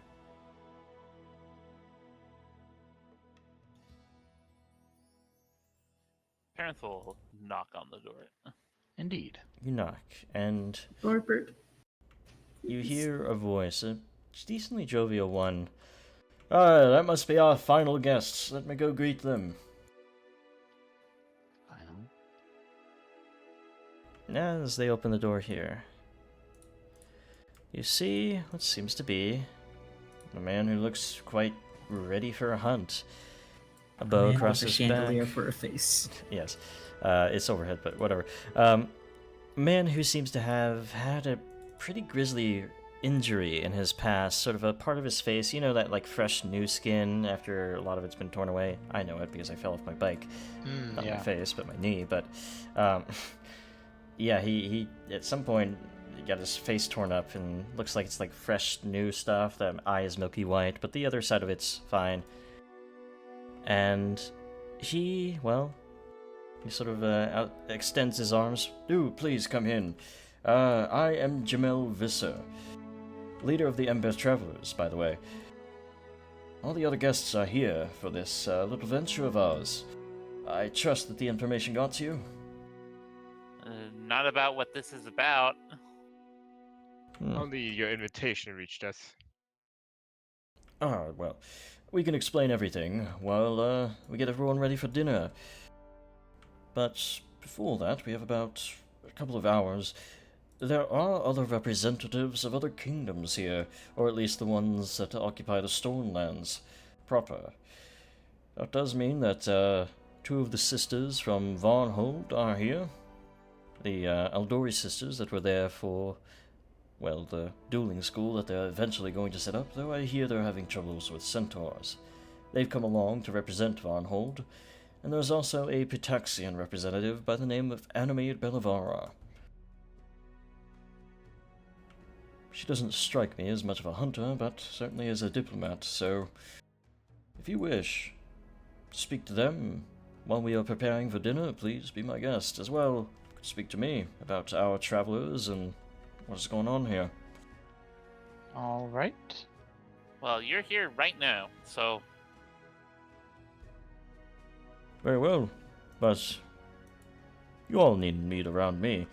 For the purpose of this, I will mention this is sort of like what you guys did at the very beginning of the campaign, in terms of speaking to different people, influencing them, sort of trying to get some information, maybe getting their support, stuff like that. So you all don't need to be at the same spot for these 2 hours. What Do a they nice spread allow- of low. Do they allow Norberton with us? He sort of like leans over as he sees Norbert sort of peeking from behind you, Kiba. Oh, whoa. I haven't seen a tame owlbear in a very long time. Where did you get it?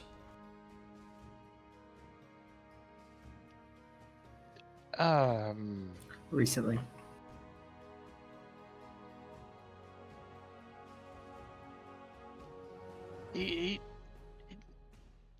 He's been accompanying us for since there was We were in a tough place. It was either let it fend for itself or take it in with us. So we chose the latter. That'd be the noble option. You can't let a cub Yes. out without its parents out there. Very well. If you think it is tame, if you, well, say that that is what it is, I will trust your word. Thank you. Now, I believe that Enemy Bellavara is in the reading room to the south here. And the Eldori sisters are in the games room at the moment, trying to practice their dueling. And as he says that, you do hear sort of the clang of swords and a particular Brevoyan swear. Not sure exactly what. Well, Kiba would know what it means. Basically means Yeah. something along the lines of "you didn't earn this" or something like that. You know, it's a not a harsh one though.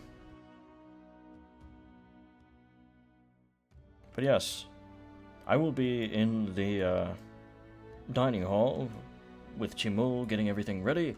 So if you wish to speak to me, you can come over there as well. Well, I will Very well, thank you. leave everyone to their devices. I shall personally lambast the Pitaxian diplomat. Okay. Yes, I will come with you Same. because they sound more like the sorting types. He gestures towards Giraffe and Cuban. Yeah, yeah. Listen, you won a Mario over, didn't you? You'll be fine.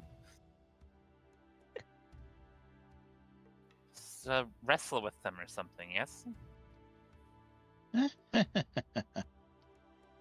So, So these two are in here dueling. Kiba, Just gonna walk in and watch. yeah, Kiba and Giraffe, you sort of walk in, watch them for a moment. You see what looks to be twin sisters, half-elven, and seem to be quite good swordswomen themselves. I'll also note this is the first edition image of Jamon the Eldori, so, there's not many Eldori swordswomen images out there, so I found these, and they work just fine for them. That being said, as they sort of finish a bout, they, you've seen the Eldori dueling arts before, sort of a swish and sort of almost swashbucklery, but still with a lot of form and discipline and poise to it. It's almost like rapier play, but with like distancing and footwork and all of that, but still a little bit heavier of a blade, a little bit more dangerous in terms of like slashing strikes. That being said, they sort of give it a rest for a moment, laying the swords down in their scabbards. They look over to each of you. Why, don't we have guests? Looks like, sister, but I don't recognize them. Allow us to introduce ourselves. I am Adina, and I am Julia. Between the two of them, Adina's on the right, Julia's on the left. And greetings. My name is Kiba. You're the representatives, we would surmise, to be part of the kingdom, or at least the emerging kingdom here, right? That is correct. Indeed. And this is my friend Giraffe. Giraffe. Well, I think it fits. Well, he's not a giraffe, is he? But Well, it's because I slayed one of the unaged. that would It's do it. something from my culture. You're familiar with Giraffe, the beast. We have an education, yes, we are nobility. Of course, of our own right, of our own skills, but yes. We know the creatures of the Mwangi expanse and the savannas to the south. But you're, of course, a very good hunter, but he sort of says that to Giraffe. They may be able to see it just easily enough, but they look to Kiba. And you have the makings of a... What are you exactly? There's a long and complicated history, but I can summarize it by saying that I was trained in the fighting styles of Brevoy, and also lend an aid in the service of Shellin as one of her champions. Oh, very well. Do roll me a diplomacy check, Kiba, and Giraffe, roll me a survival check. As you both sort of like talk about your own skills and stuff like that. Can it be public? Yes. Attempt to Oh survive. no. Yeah, that felt so threatening. Giraffe, I want you to roll a J/K. survival check. Try and survive this conversation. You won't. We're not much of a survivalists ourselves, we're more duelists, but these arts can be used against monsters just as easily. We're going to test our mettle here. We haven't really fought beasts like this before. I'm sure he'll tell you more about the specifics of it all, but it seems like we're having some, or your region is having some issues with many creatures around. Nevertheless, would you each, since there are two of you, care to duel each of us? Oh, that sounds lovely. Sounds like fun. Take your places. Standing on the pool table. Well, yeah. Well, you push the pool table aside, but for the purpose of it. Yeah. I want both of you to make an athletics check. Gladly. Oh no. Can I hero point that? Sure. First hero points of the day already, yeah. I'm assuming that there will be something Much better. accessible and available other than my big flaming glaive. Of course, yeah. There's like Good. training swords around. Perfect. Now, on guard. And as you guys hear the clang of blades in the other room, we're gonna shift over to Gaz and Parenth here. I think you guys are both stacked on top of each other, right? Oh no, Parenth in the back here. I'm just Mhm. standing in the door here. And as you guys are making your way inside, you do find that there are two sort of halberd-wielding, quite elegant-looking guards here that sort of stand amidst the room here, seemingly guarding over what would be Anime de Bellavara. She sort of lazily reaches through a book, places it down, has that sort of like closed eye flutter towards you as if she was annoyed of your approach, but is still going to give you the courtesy of acknowledging you. She looks up. Who let you in here? We've been invited by Jamel to, well, more or less be part of this meeting, just as you were, I assume. Were you now? Well, what makes you worthy of speaking to me? As I am Enemy Bellavara, you should know my name. You should. Gaz is gonna rack his brain to see if he's actually heard that name before. Roll me a society check. Fenth wants to know if he's heard of this person too. Mm-hmm. Same thing. I wonder if I picked the wrong room.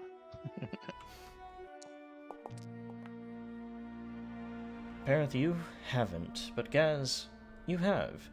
Anime Bellavara is a famous bard from Pitax. She is of noble blood as well, and the Bellavarans are sort of known for being one of the coziest houses of nobility to Castruccio Iravetti himself. Is her first name literally enemy? Animate. Oh. Bellavara. There we go. Oh, Miss Bellavara. Oh, apologies for the intrusion. And he's going to do a rather comically low bow before. It took me a second to remember. It's been a while since I've had the pleasure of actually talking with people of noble blood and class, rather than the ruffians from around these parts. Ah, well, then at least someone understands that. Well, I don't exactly enjoy being here. Why, the roads are rustic, the creatures are ugly, even. You don't get even noble creatures like, well, things that would be better suited for a zoo rather than dealing with in the woods. Either way, you are exactly. Gaz, I'm an entrepreneur from Numeria who's been trying to strike his luck here in the Riverlands and has found moderate success. Moderate success. Well, I'm not sure what amount of success should be garnered in this region here. Nevertheless, wouldn't hurt to know someone, at least, who has their pockets lined by its resources. Do roll me a diplomacy check. Of course. Parenth, you noting anything? Let Gaz take the lead on this, surprisingly. Okay. Yes, I do think it would be, shall we say, useful to gain your acquaintance. At least you understand class and rank better than anybody else here. I'm delighted to hear that, miss. Well, of course, I will be honored to make your acquaintance as well, and hopefully be able to have a nice chat with you. And how about your pet dragon? Does it have anything to offer to us?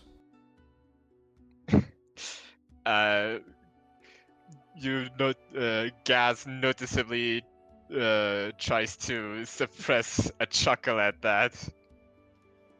He's not so much a pet as he is my companion, similar to your guards.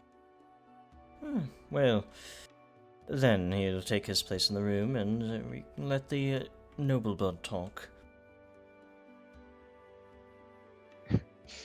Aaron looks like he's about to say something. It probably would be bad for everybody.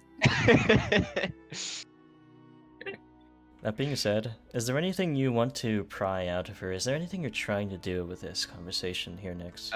He's mostly looking for information on the political situation back in Pitax. Okay.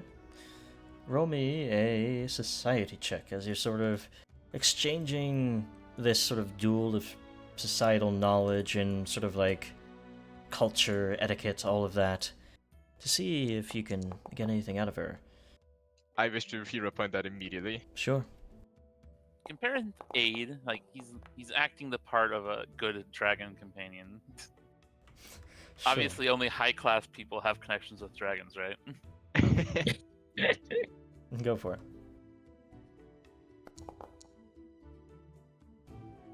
Well, not Almost. really helping much.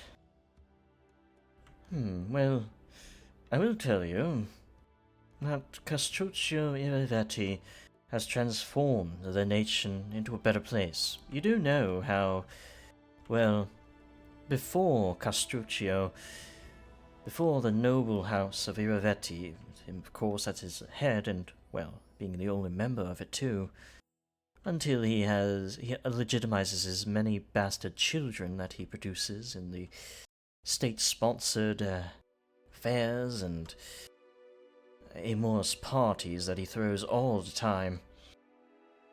Yes, it's a one-man band, and he is at the lead of it.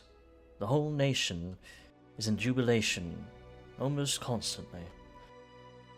Before that, it was simply stuck-up noble houses, or rather merchant houses, that without their proper blood had control over this river kingdom. Before, of course, Irivetti dealt with them.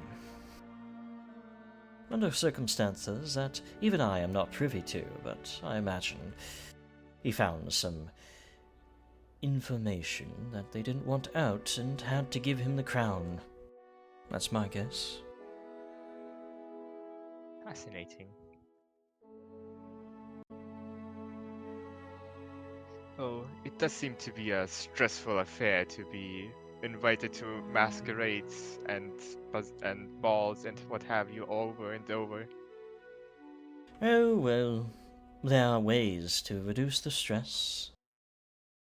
I partake in those ways, and, of course, it is all well worth it for the crowds of enamored fans that I can impart the glorious word of Irivetti to. I'd say that it's quite a good deal to be working with such a magnanimous individual. Certainly seem to be smitten with our Mr. Irivetti. Who wouldn't be? Those who do not know of him are the only ones who are not smitten by his glory, his magnanimity, his wisdom, grace. All that could be said is filled within the manner of Castruccio Irivetti. Perhaps one day he will grace you and your small holdings here with his stature and grace. Though I doubt he would care to muddy his cloak in these lands. Gaz noticeably forces the next line out of himself.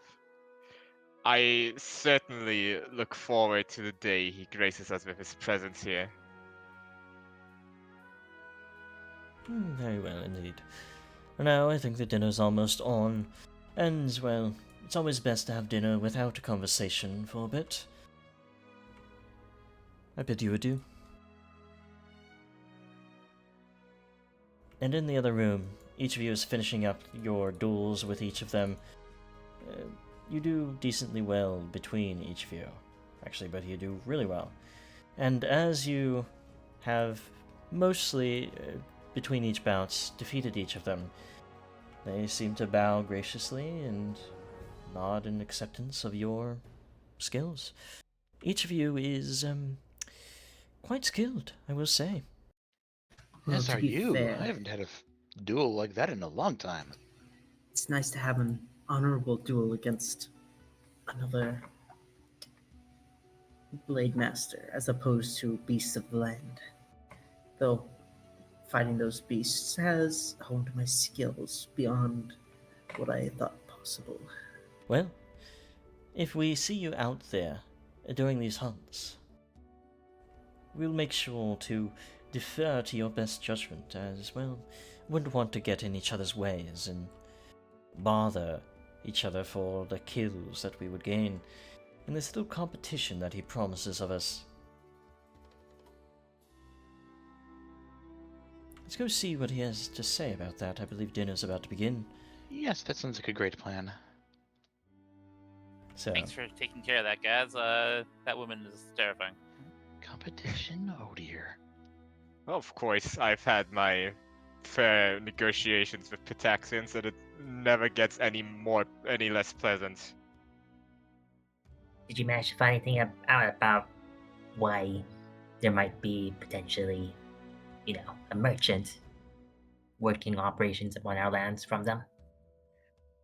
Aside from Irovetti having apparently merchant houses very much in his pockets, not much aside from that.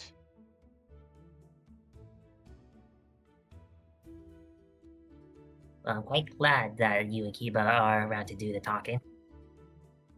So, as you guys pull up chairs and filter into this room, you see that dinner has been served. Many rustic sort of dishes of hams, sort of fish, locally sourced bread. Not a lot of fruits and vegetables, but there are some here and there. You notably see enemies sort of like pick at things, like sort of lightly. These. Well, it'll have to do. It's an experience, I should say. She sort of mumbles to herself. What absolutely delicious and delectable food. And as you guys go through the dinner, small talk exchanged, all of that, sort of following through on other conversations you had with each of them, Jamel, at the end of the dinner, sort of comes to a stand. Now, I suppose you're all wondering exactly why you have been invited here. I brought you all here because I wanted to get an idea of what each of your burgeoning kingdoms has to offer the Embeth travelers. And not just that, but also an interpretation of your values, your morals as a nation as well.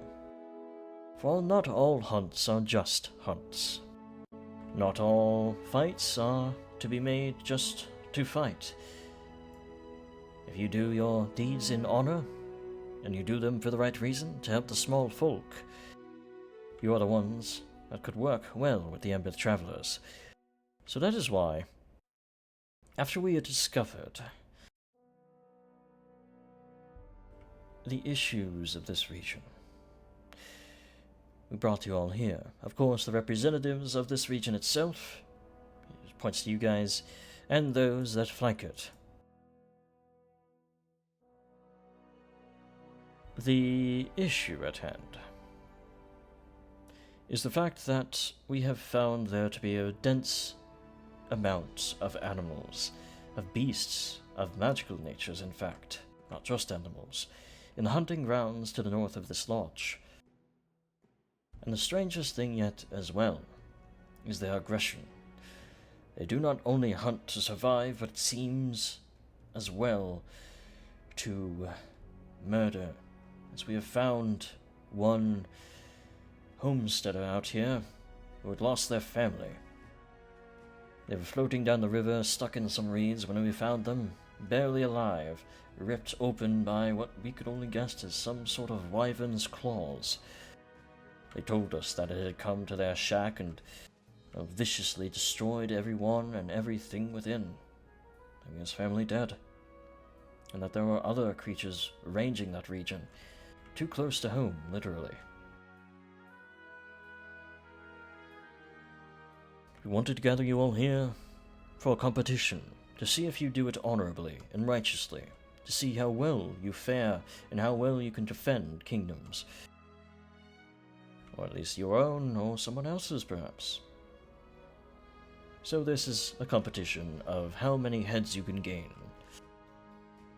Of any beast out there of substantial magnitude, you'll know which ones are and which ones aren't. If you can fell them and bring their heads back, whoever has the most heads by the end of the day is the winner.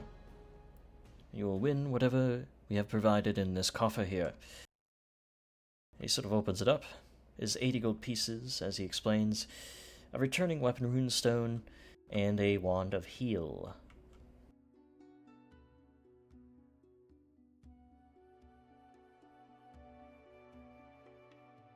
Any questions?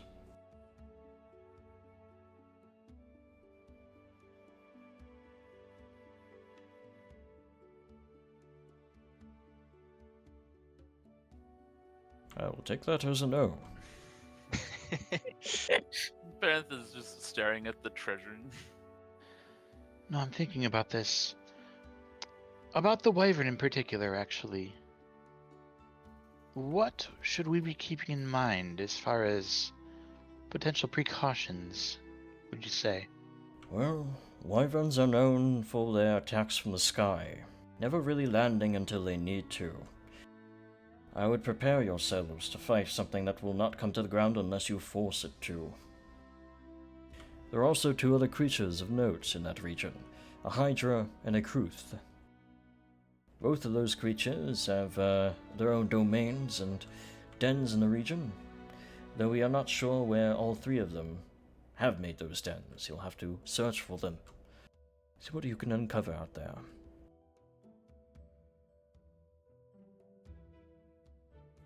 Aside from aforementioned creatures, anything we find that is aggressive to humanoids is just to kill. Will they not? As long as they are, yes, aggressive, dangerous creatures that would not think twice to kill humanoids. Yeah, fair game. Such as those wargs we took care of a couple weeks back. Oh, yeah. Okay, I get that. That makes sense.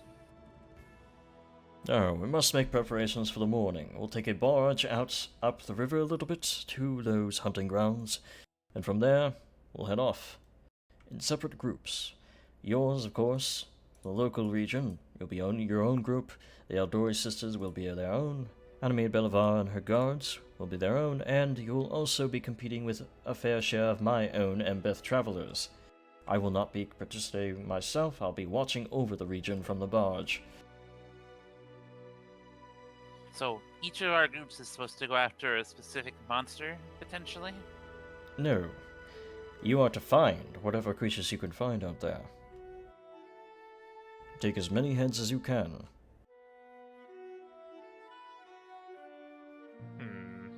Would I know anything about hydras? I see you're having the same thought. Yes, you would know that the hydras commonly have more heads, but you doubt that they're going to be like, oh, well, the hydra is worth way more. No. Well, that's only if they know it's a hydra.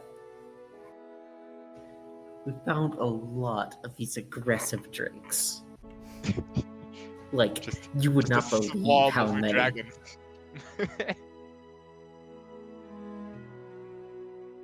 Well, I hope you have all had a good meal. Rest up. Upstairs, you'll find each of your rooms. Have a good night, and good hunting tomorrow. Thank you, and the same to you.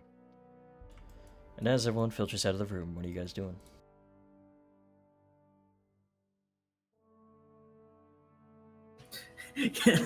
I'm sorry, you moved all of them at once. Just imagine them all Looked amazing. T-posing, flying across the room and facing through the wall in sync. Yes. So I think that area that they're talking about is where we went before and we left because there's a lot of scary stuff. Yeah. I That knew sounds like it. I knew the wyvern was gonna be a problem in the future. So if we do find this wyvern, does anybody have any ideas on how to take it out of the air? Throw rocks at it. Well, the best I could do is fire bursts of magic at it. Don't you have wings, Parent? Have I've you been figured out how to practicing. use those yet? Have you seen me fly? No, that's why I'm asking. Don't worry about it. I have an idea. If we end up going against that thing, I think I'll be able to bring it down. You're deflecting. You don't know how to fly, do you? I know how to fly, I just choose not to. Can you show me? I No. want to see you fly. We're inside the building right now. Well, let's go outside. I'm very tired. Wow. Parent is not an entertainer. If he does not wish to do it, he does not have to. Besides, I have many preparations to make tonight to cover for your inadequacies at fighting flying things. Wow. I have an Exactly. I have an idea, if I may. So wyverns only land when they have to. How about we, try to bait them to land to some place that we have a trap set, one that I may or may not have crafted. I should probably find enough materials here to build a trap. It's a hunting lodge after all. And if it decides to stay in the air and breathe fire on us, We'll figure out the rest after we have it captured or something. the other monsters were Hydra and something else. Hydra and Kruth. Gotcha. Is it possible to recall knowledge about any of them right now, or do we have to wait to see them? You can try. DC is higher when you don't have eyes on.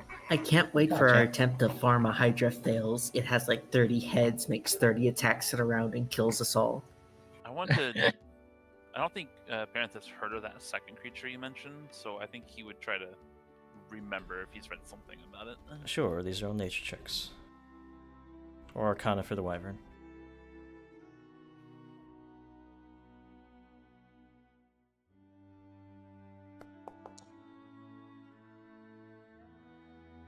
Gareth, you aren't quite sure what a Kruth is. You've not heard anything about them? That checks He's not out. accrued enough knowledge. Okay. Jarvis would like to try to recall knowledge about the Hydra as a nature. Sure.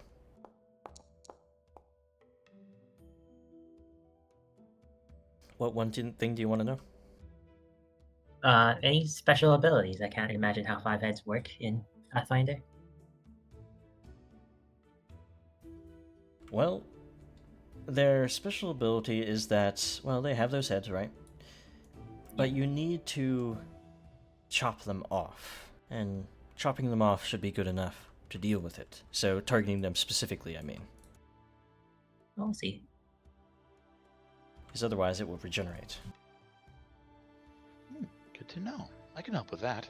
So That it'll sounds like- regenerate as long as you target things that aren't the head, or It'll regenerate if you don't target the heads. The heads are the sort of source. If you cut them off, it'll have less regeneration. Oh, gotcha. That sounds like it'll be a problem for me given my whole punching thing. Punching the heads. So, anything else you guys do, or you go upstairs and take rest? I suppose I just take rest. After making Yeah, sure well- that, Norbert has had his fill. Sure. So, the night passes, and preparations are made. Anything specific you guys need to ask me about in terms of your preparations, or... Like trap, I heard. I do Yeah, Gaz will try to build a trap if that's able in this time frame. Sure, with the resources that this place has, a hunting lodge, yeah. Alright, he is going to craft a deadweight snare. Hmm. Let me roll the check for that. Can I also do a Arcana for the wyvern. Yes. One that works there. Material cost, right? Yeah. Parenth, what one thing do you want to know about it?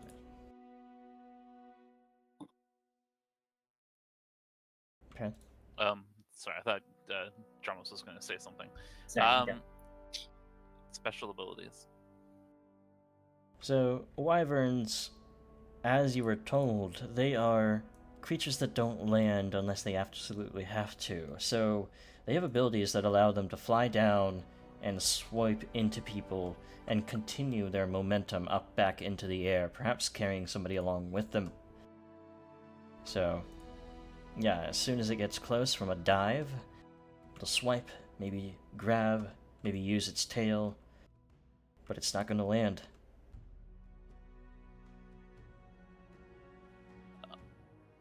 Do they have, like, so you mentioned the tail, do they have, like, venom or anything like that? Yeah, they have venom. Wyverns are not like ones that have like breath weapons. They're like venomous ones with a tail. Yeah. Jarmos, you might want to prepare a couple antidotes or something, just in case. Sounds like a good idea. If that's the case. Or anti-venom or whatever. Almost would like to give a try at also recalling knowledge for the Kruth. Okay, nature. So stab with it. Nature or Arcana, right? Nature. Or is it Arcana? Okay, so Arcana only for the Wyvern. Mm-hmm. Because Arcana is something you only do for dragon types. So, Yarmus, what one thing do you want to know about the Kruth? Can we also start with a general description? I have no idea what I'm imagining right now. The Kruth is like this. You draw it for your allies. It's sort of this No, that looks unfriendly. amphibious, Oh boy. chameleon-looking like creature, most known for its wicked teeth. Any special abilities? Well, with those teeth, if it bites you, it'll leave behind a tooth, and that tooth will drain you. If it's sort of like in you, it's sort of like this sapping of your strength and causes you to bleed as well until it gets removed from you. Wonderful. Amazing. So, Sounds like a great time. that being said, I believe everyone's ready. I am ready. Yeah, I think so. Yep, there you I've go. changed some spells around. As you guys head out the back of the place here, you get onto a little bit of a barge here that heads up the river a little bit. And you find yourselves in a sweeping area of land where it's still very wild. Lots of trees, sort of over a couple of sort of openings in the ground, some plains areas as well. You'll see right here. Once I get out the party token. So you arrive on the shores here. There we go. You guys do see sort of this sweeping region around you. And for the purpose of it, you'll notice when you move your token, every 100 feet, or, oh actually no, it isn't like that, but every square is 100 feet. What it essentially means is, your group will move like, maybe like it takes like 2 minutes to go 100 feet, right? It's not that far, but, you know, you should keep in mind time, because time is important in a competition over the course of the day here.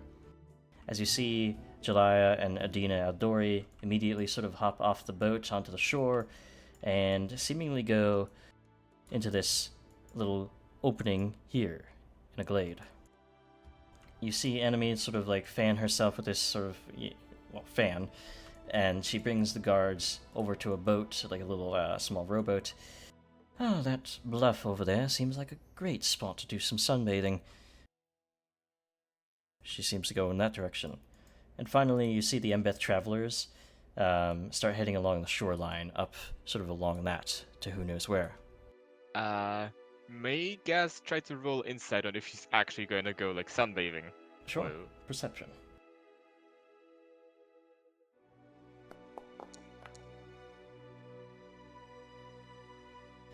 Seems like she's actually, being truthful there, she doesn't seem to be interested at all about this competition. Wow. Well, the Hater. good news is we have one competitor less to worry about. Unless she's sending her guards out to do the work. And I the suppose we're taking. There we go, 100 feet. I suppose we're taking this path over here. Well, Drow's our best tracker. Might he have something to say? Jamal does some sort of go up to you for a moment. Well, if you are looking for somewhere to start, the ruins of the Loka family's shack are over to the left there. And he points about here. That is where the wyvern attacked, and perhaps you could track from there. Otherwise, we are not sure exactly where these creatures made their dens. Well, the wyvern seems to be the one that's doing the most damage to the locals, so it would only be good to go after that first. That makes sense to me. It's my primary concern. I agree with Parent there. Okay. So, do you guys have control over this token, by the way? Yes. Yes. Okay. Do you mind if I take nice. like a minute to get some water really quick? Yeah, let's take our 5-minute break here, actually. Okay, be right back. Okay. Alright, we'll be back in a bit, guys, on the stream. See you guys in 5. See ya.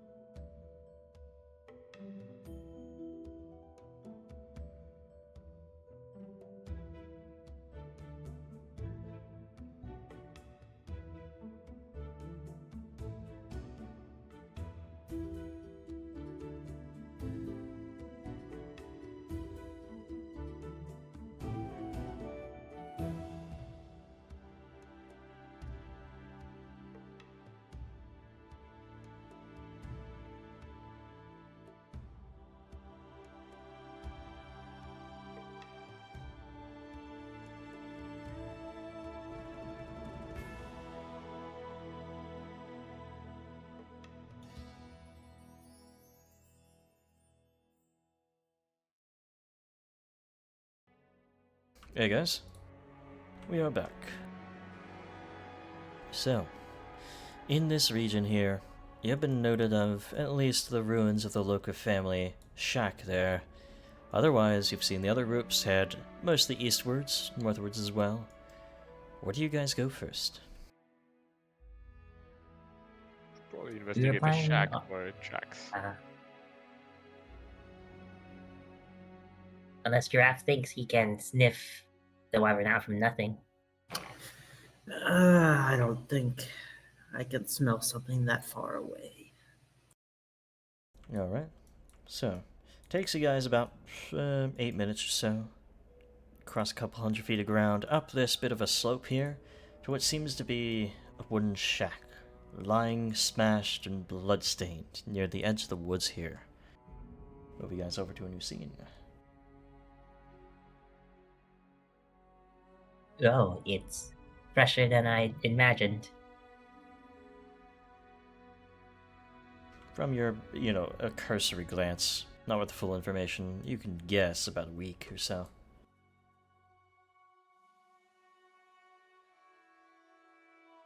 We should have figured out how to make bait.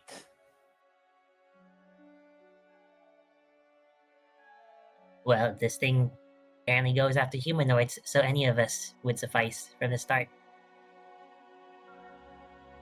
As you guys look upon the scene of carnage, you see broken arrows and bows on the ground, you see blood stains, and you see the smashed remains of this place. Looking inside of it, it's all caved in. You see a few items of, people's livelihoods here. Some bed sheets, a stove that sort of stands somehow. Otherwise, you don't notice that there are any corpses here. It almost looked like it smashed through the roof. Siren Rape saved their soul. All the Yes. carnage appears to be on this side. So I see blood on the ground. Mm-hmm.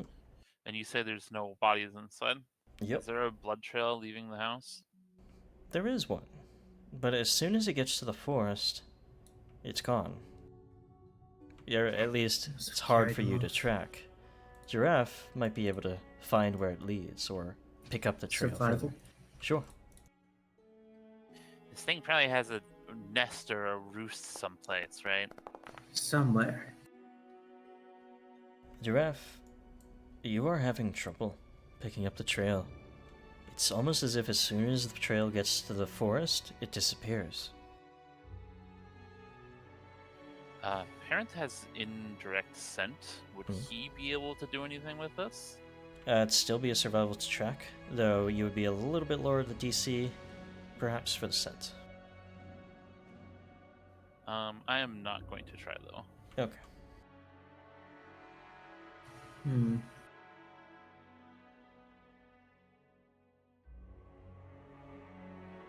Best guess leads northwards.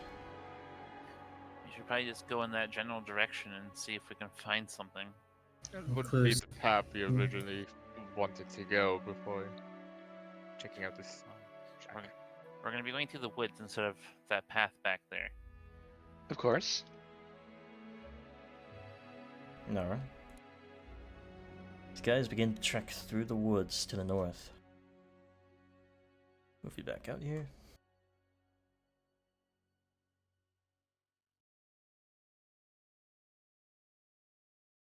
It is. A crit fail on a survival would harm us, correct? Yeah. I will not roll survival. You guys start heading northwards into the forest. A little bit slower going. Takes about 10-15 minutes or so before you start to see this jagged escarpment sort of scarring the forest here. And as you guys are looking out for maybe what had happened to those people, even though you don't have the trail here, perhaps somebody could roll perception, or a few of you can. Because you're just in adventure mode here, you're not like reconnoitering. Yeah, Search mode. Yeah. I'll contribute. Or exploration mode, as it is properly. Yeah. Okay, all of you looking out. Parent and Gaz, you get the sense that, well, if you were a dragon, you would roost somewhere along this escarpment. It's the, most obvious place to find one, or at least a wyvern. And you do notice that along it, there is a narrow cleft that splits the escarpment down the middle in this little, part of it here. Perhaps that's the place to look.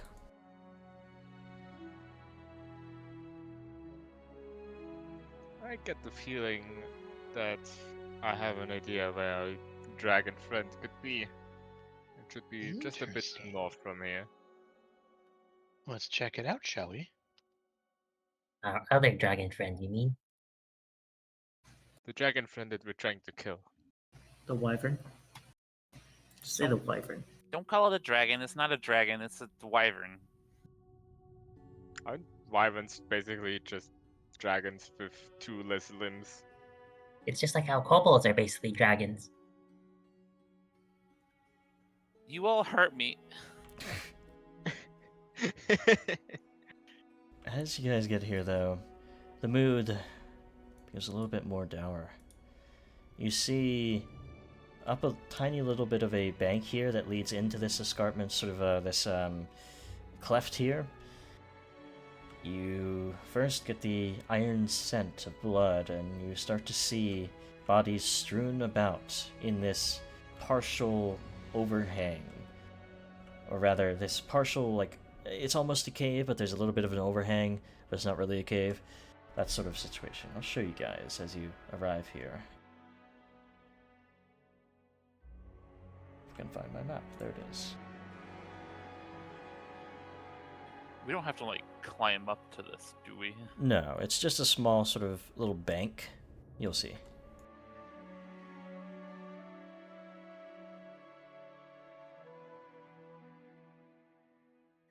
This is becoming an exceedingly common sight on our travels. What? Blood? Well, piles of corpses. Seems there's a bit of a modus operandi for the creatures of the stolen land to gather their kill. Seems so. But none of you can get a good look at it until you sort of get up that bank and, start looking. It's like 5 feet. You can just vault up it and don't worry about it. There you go. Let's change the music here too, actually, because this isn't too happy. Yeah, Well, we'll do this this seems one. to be its nest, if I had to guess.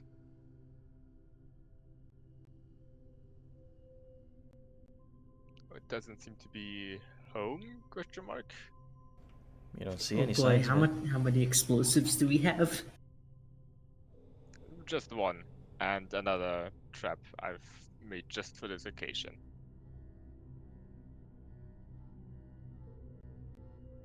Does this look like a wyvern's den? You can guess, yeah. There's corpses. They don't really make nests. I see something interesting back there, though. Not sure what it is from this distance. I'm approaching. I'm getting within about 10 feet. For stuff like this, that's usually my line. I want players to get at least within 10 feet so you can look at it, And as you get there, you guys start to notice that it is a strange sort of amount of strange-looking flowers, pink and sort of purple. Not any flowers or plants that you've seen before that are seemingly growing on top of what seems to be a corpse that's been ripped apart. It looks like this one corpse that Kiva's on offered these flowers and was freaking slaughtered for it. Here, have some flowers. The only thing you can tell at a cursory glance without further sort of knowledge checks is that this corpse in the back seems to be some sort of animal, unidentifiable almost, by its sort of how much it's been ripped apart. Interesting.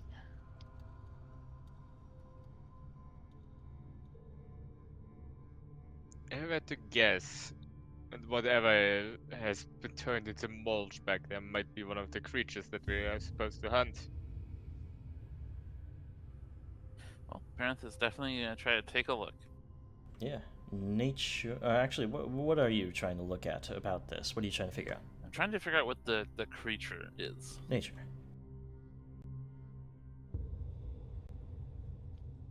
And I'm certainly interested in the flowers, though I don't know if I'll get anything out of it.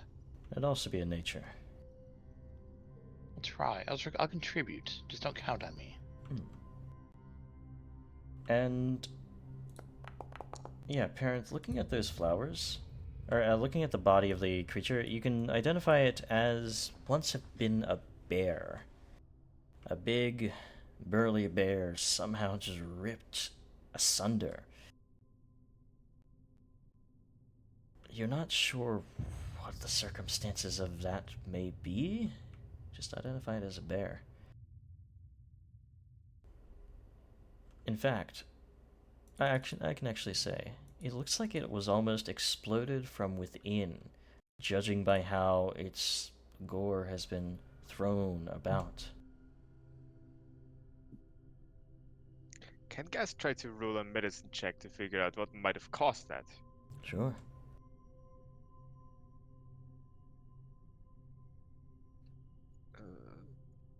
Yoink.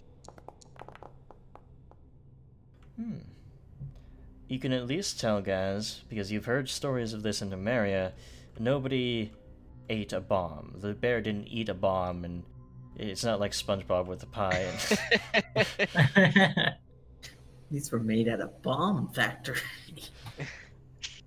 Nothing explosive, like high explosive, like gunpowder or anything. It seems almost like something within it, looking at like the stretching of stuff, it grew inside of it rapidly. I hate that. Hey, Kiba, wanna take a look at the flowers? Kiba, you have no idea what those flowers are from your nature check. They're unsettling, but I don't know anything about that. From context clues, I'd imagine this bear died from those flowers bursting out of it. Yarmos, as you're in the back, not looking at this, roll me a perception check. Oh boy. Giraffe, as well, roll me a survival check. That's not unsettling.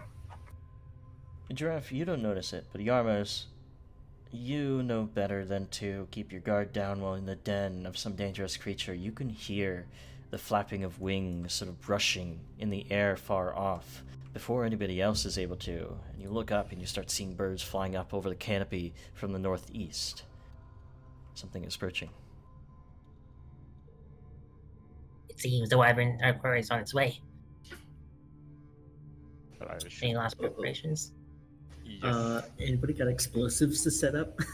Yes, Gas will in fact set up a deadweight snare. Right over here. Okay. So, put down like a drawing, like a square drawing, where you're putting it. Gotcha. I'll just X. So it's on you, so I can refer to it. Parenth, you sort of sequester yourself far in the back there, under the overhang part of it. Hiding away. Are you stealthing then, Parenth? No, he's just trying to get a little bit of cover. Okay. Because he's been told this thing swoops in, so...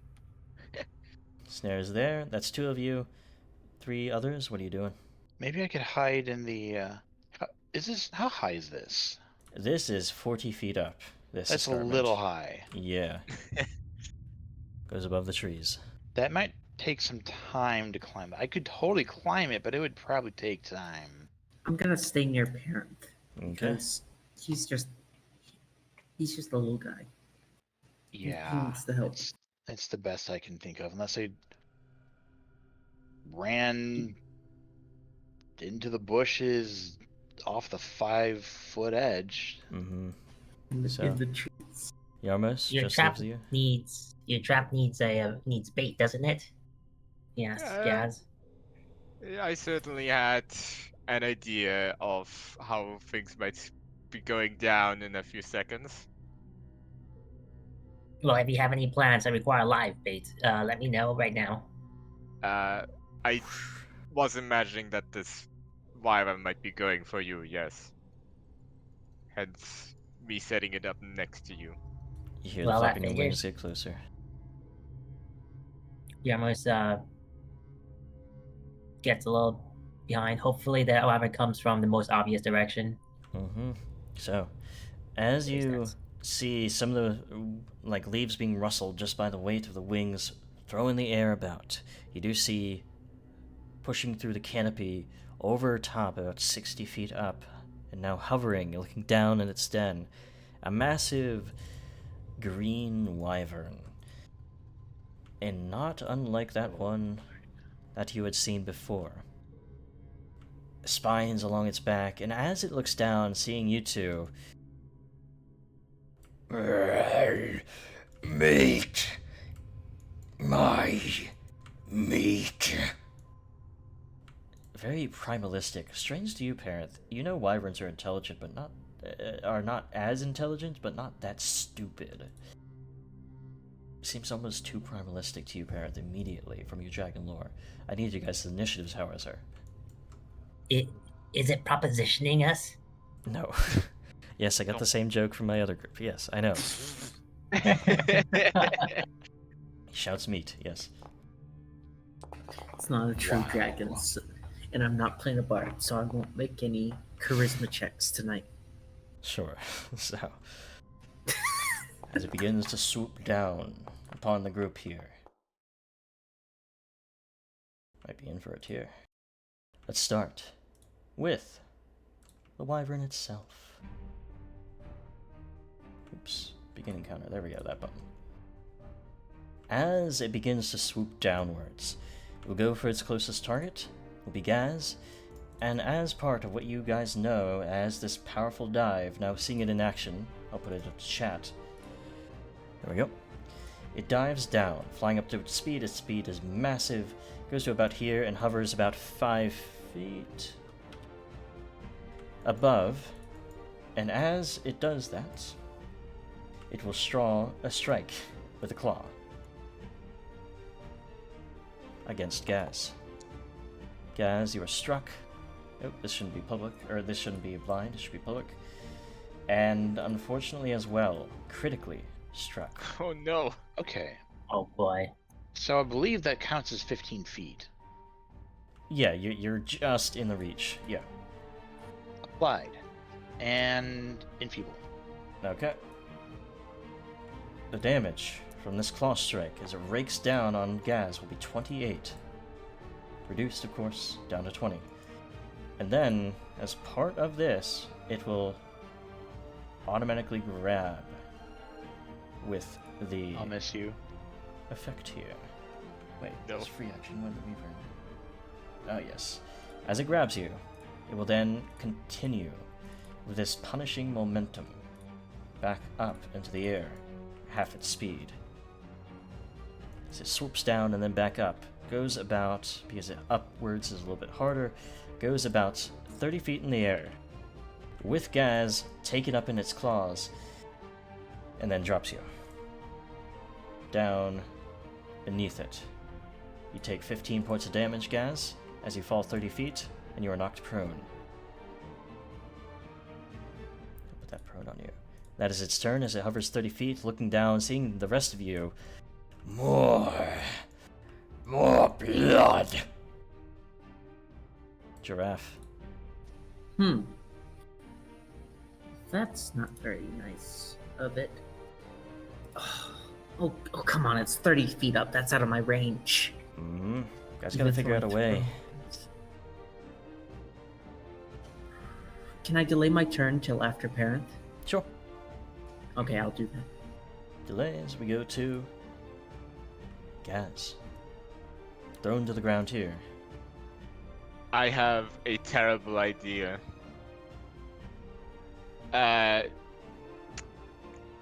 Would it be possible to jump on top of the wyvern in theory? I would say if you grappled it, you would be also flat-footed on its back, but I'll allow it. Because I can technically jump up to 30 feet, you know, using explosive leap. Would still need to succeed a grapple check as well. At the end of it. Else you More would fall falling 30 damage. feet. Yeah. I will shelve that idea for now. I will get up from being prone for now. Yep. I will use an overdrive. Natural 20. Boy. Everything seems to be knocked right into place as you fall to the ground. Works better than ever. And my final action is going Trick. to be. I will actually try to recall knowledge on this thing. Arcana or nature? Arcana it is. I didn't mean to roll that publicly, I'm sorry. That's fine. I'll take it. You are not sure what to say about the creature. Just regular fail. Oh, That is spooky. That's all 3 of my actions. Okay, something to note as well. For flying mechanics, because we haven't interacted with them that much, if a creature that is flying is grappled or knocked prone, it falls. Just keep that in mind. Parent. I prepared for this. Barrett is going to do a recall knowledge to begin with as well. Mm-hmm. I'm using the dragon lore though. Dragon lore should be helpful here. And, well, that's a natural 20 immediately, so what 2 things do you want to know about it? I would like to know what his weakest save is. Weakest save is his reflex save. Surprisingly, Oh, it's a boy. big bulky dragon. I would also like to know if it has any weaknesses to damage types. It does not have any weaknesses. Okay, to follow it up, Parenth is going to gather a very large amount of energy and kind of just slam it down on this thing's back in an Alright. attempt to trip it. Attempting to trip with telekinetic maneuver. Roll your check. Maybe like nudging the wing enough so that it falls out. I'm going to use a hero point. Okay. 17 on the dice, 29 against his reflex DC. As you sort of use this telekinetic power to pummel into its back there, it sort of ties up its wings for a moment. They sort of like are flattened and it can't sort of rewrite itself as it's thrown straight into the ground with a crater of gravel around it. Yes, it is falling 30 feet, taking 15 damage, and knocked prone. Oh boy. is it on top of me? Yes, Yarmos, I need a Oh reflex save. no! Which save? Reflex. Gotcha. Yeah, boys dies by a crushing dragon. 23. I'll go. Okay. Actually, This reflex Sorry, saving that's it. throw is compared to a standard DC for the level because you're just avoiding something falling, right? Standard DC Gotcha. for level 6 is, yes, below that. So you can Okay. dodge out of the way. I assume you Wonderful. wouldn't want to dodge into the trap, so you're going to dodge. no. So yeah, well done, Parenth. That is the power of casters. I keep telling people. Kiva, your turn. No. I deferred Oh. my turn to after parent. Yes, so Giraffe, thank you for interrupting. There we go. Oh boy, it's glorious to pay attention like that. Yes, it is. So, it falls right in front of you. What do you do? That wasn't Psychotsu, that was like me being happy that I paid No, yeah, it attention. is. I'm going to double slice and then foolishly attempt to grapple. Okay. Double slice, remember, does impart a lot of map, and if you crit fail grapple, it has bad effects on you. Never mind, I'm gonna double slice, then parry. Okay. Having the dice will I'm gonna miss. hero point Okay. that. Using up those hero points for the end of it. About a 4 will not cut it. You slice into the carapace of it, but edge isn't aligned against it, doesn't cut through. The scales, not carapace, it's not an insect. But 9 misses still yet with the flat Come footing on. on it. I'm gonna use, even with the flat foot, I'm gonna use my last hero point. Just barely. You feel like you could have gotten in there before it turned away. This one will hit easily enough. Slice in with Bloodthirst. It takes 14 damage. And that'll be you, I think, right? Parry? Yep. Yeah. Kiva. First things first, I give Gaz a reassuring pat on the back. Quick lay on I mean, hands. lay on hands.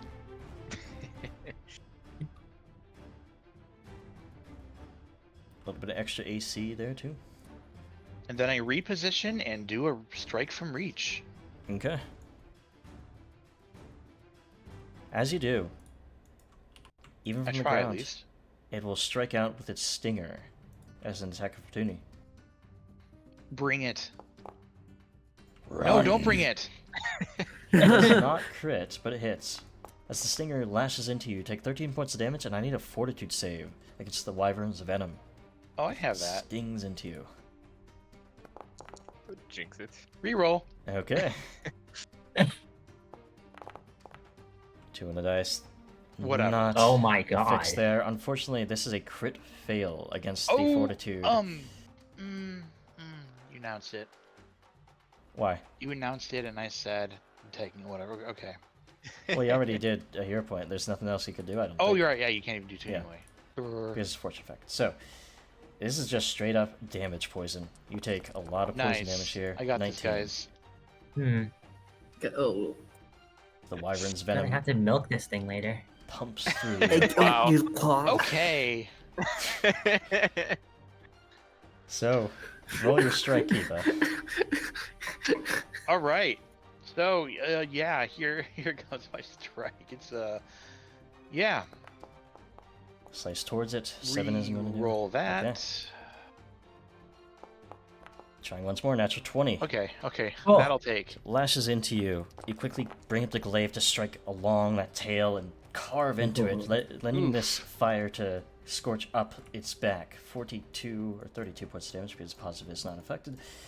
Either way, it is pretty hurt, burning. Still decent. You can move it 5 feet in the direction of your choice as well, if you want to. I won't. You can In the definitely. direction of my choice, like forward. You can move it anywhere you want, so any 5 feet, like, Can I about down absolutely. toward me? Cool. Sort of hooking the polearm into it, you just yank the creature over towards you. And into the trap, so it needs reflex save against that. I assume This was since my that's plan. I assume I don't get an opportunity attacks. You don't, That because was it's it forced, being yeah. moved. Oh, DC DC 19, right? He's 18. 18. Unfortunately, it does Why is it succeed. so low? It still takes It's a low level trap actually. It still takes a penalty though. Yep, penalty to attack rolls, which is actually pretty That's good. good. It's a ridiculously powerful snare, honestly. I Wait. just didn't. It's still snared.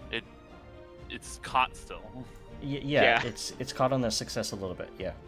-1 on attack rolls Nice. Okay. for 1 round, essentially. So, Yarmos, we go to you now. Take it. Yarmos, with Skunk Bomb in very hand, smashes it against the dragon's face, Okay. the wyvern's face.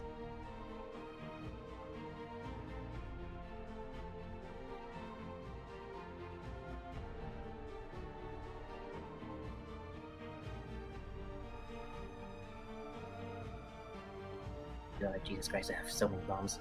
Yep. Send the bomb towards the 5.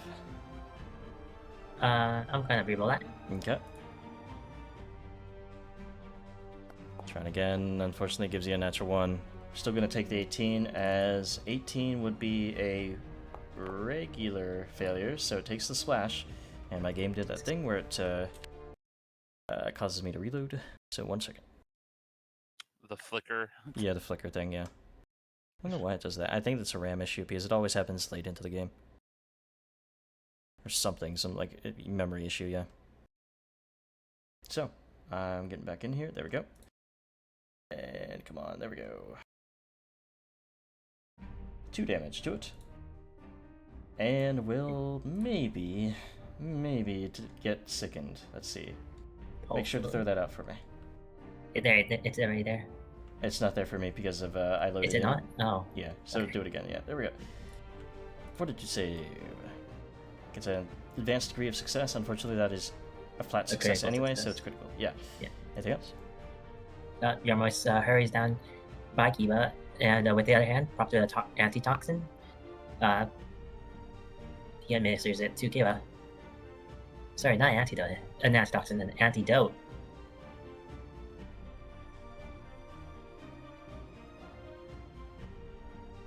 6 hours. Whoa. Okay, there you go. It's I definitely only a have 2, so I have to wait until after Mm-hmm. someone gets it. So now we go to the creature. It is going to come to a stand.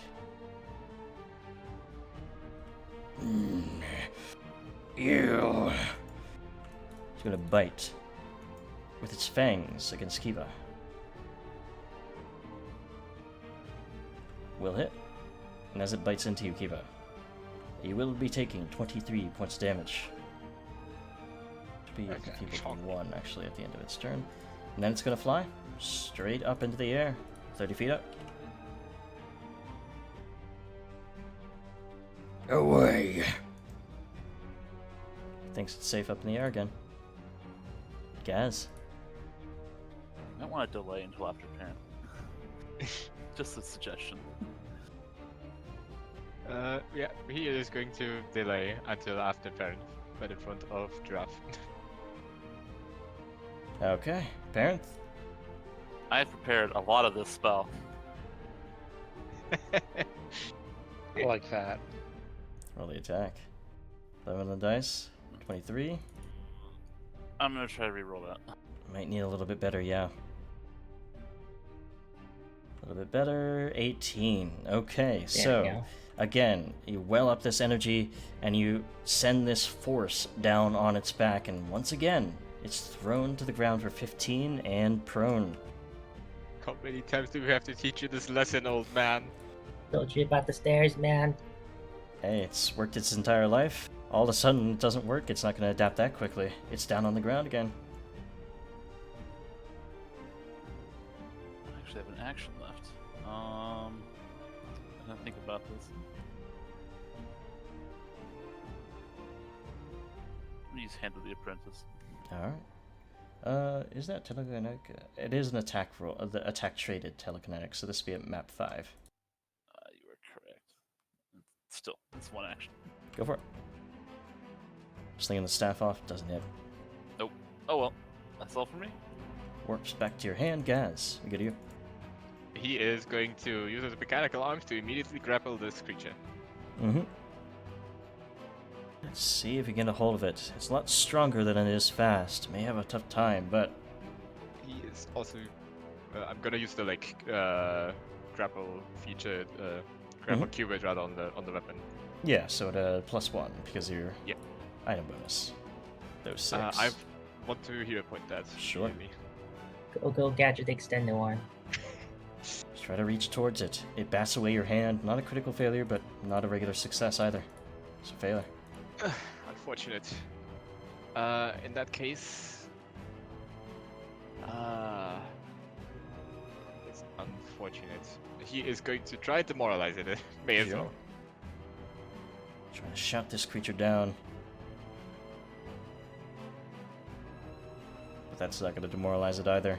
It looms over you, even while prone. Oh well. MAP. Let's go. Insect! Can an insect do this? Uses a wing to bat it away. Wow, that was a very, very unfortunate turn. Yes, sir! Giraffe. Oh boy, time to bring the pain. I'm gonna step forward, hope that he isn't moved, so that if he does try to fly up, I can make opportunity attacks. And then I'm gonna double slice. Go for it. Turn both weapons to Here bear. comes the thunder. Natural Hey, one. I don't have any more hero points. Yeah. I'm depressed. That's come on. Yeah. Come on, As- game. Unfortunately, luckily for them, as they're waving their tail around, strikes at your blade just at the last moment. You do have another strike, though. Bloodthirst. Let's see what it could do. 5 on the Show me dice. your blood. This time, though, the fighter's not having a good time with it. So, I'm considering crying. Kiba, I already am. it is your turn. Okay, I'm gonna do a self heal on a double strike. Mm-hmm. Call out to Shellin's graceful light. A rainbow of color sort of in your hand as you place it against your chest. Good for me. And now double slash with my big glaive. Mm-hmm. Okay, strike 1. 14 will do it. Nice. And as you strike down, 20 damage. A little bit Keepa, less stop wounds. taking all my good rolls. And here's the follow-up. It's one thing about fighters. They are reliant on rolls a little bit. Because they don't do anything else without good rolls. So, miss there though, Keepa. The d20 on my end rolled over 20 and just sat there for like a moment, and then it's like, no. No! As it goes. As you can't get into its hide a little bit more there. Yeah, it's looking rough, but it's getting up. Jarmus, what do you do? A scaly, slithering flash snakes around Yarmus's body, and suddenly in his hands is another skunk bomb and a crossbow. He's got a skunk bomb. This dragon, once again, this wyvern. It looks much more like a dragon. It's just so bulky. I associate wyverns with being smaller. Those would be drakes. Those are the sort of lanky ones. Well, hey, that's a natural Yay. 20 on the bomb. As it's sort of Would you look distracted with at Kiba, it smashes straight into its face. All that ichor and poisonous sort of cloud hits it for, yes, that would be double damage. 20 to it, and it's going to roll a fortitude save on this. Put it out the No chat. special effects There on it what is. though? Yeah. And it rolls a natural 20 against you. So it shakes it off. It knows poisons. Wonderful. It's able to get through it. But hey, 20 damage is 20 damage. Love that 40. Well, Yarmus is then gonna finish off by preparing to aid the parent on his next spell attack, I guess. That's why it's listed. That's what it counts as. It's technically an attack, yeah. So, yeah, Yeah. I'll, now, on its turn... Oh, forgot one thing. As you throw the bomb, slings the tail towards you as an attack of opportunity, Yarmus. Oh, that's a bit far. But you duck underneath and miss. That's the attack of opportunity. Now, on its turn, it will come to a stand. It will come to a stand. Cough. Now do. Yeah. That's it, Dan. Opportunity attack, yes. Reactive strike, as it is now called. Oh, because he crit failed an attack. No, because he failed it. No, because he stood up. Because Yeah. he stood up. Yeah. The- No, reactive strike is just the new name for attack opportunity. Oh, did they rename it in the system? Yeah. Okay. I assume that hits. Yeah, go for it. Slice in. 16. Isn't enough to Finally, blood. And as it gets up into... let's see, actually. Can I do this? Yeah. It will sling itself straight up, sort of, or not straight up, but over to here, and then does a powerful dive straight down as part of it. And that is all 3 of its actions, but as part of the powerful dive, it can claw strike into Yarmus. Oh boy. Claws down into you. Hits. Objection. Doesn't crit. So, 25 damage and then a little bit less because of Champion's Resistance. And it's enfeebled too nice. as well. Yeah, it won't stack, so don't worry about it. Like both of you putting it okay. on. You can still press the button and Cool. deal with it after. But Wonderful. as it strikes down, it will knock you prone instead of trying to carry you, since, well, it doesn't have any more momentum to do Ooh. so after having to stand. It is on the ground. Parenth. It's on the ground this time, eh? Mm-hmm.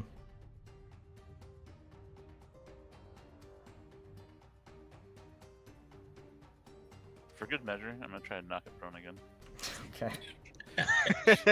Yarmus aids from the ground. I'm using drain bonded item to get one of these slots back. Okay. I have no hero points, so hopefully this doesn't fail.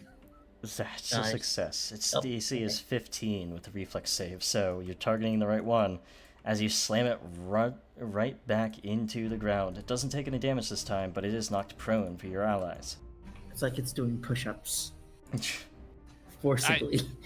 I can't bring it down again. This is the last chance. Gaz. He's going to move And he will try to grapple again. Okay.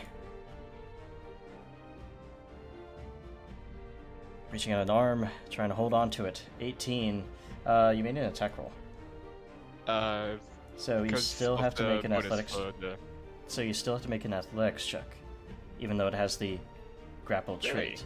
The grapple that's- trait gives you a +1 bonus to your athletics Oh, check, I see. but it's still an athletics. But for the purpose of it, I'm going to take that 18, and that will succeed because your grapple is exactly the same as that attack roll anyway. So yeah, 33 does succeed. There we go. Just to be pedantic and just to remember, though, you do need to make athletics checks for it. As you I will grab remember on. that for the future. Gotcha.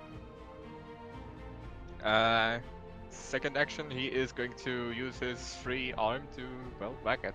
Mm-hmm. Try to strike out. This one, unfortunately, definitely misses. Is the character icon on the text grayed out when it misses? That's a critical miss.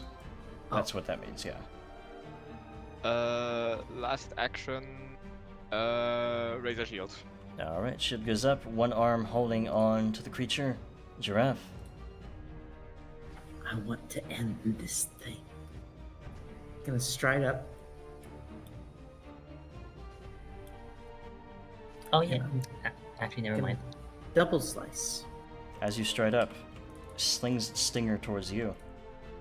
Also, fortitude save Kiba twice because we've been forgetting that. Mhm. Oh. Oh, that's a crit. I'm gonna start with Kiba here. Can't forget the poisons.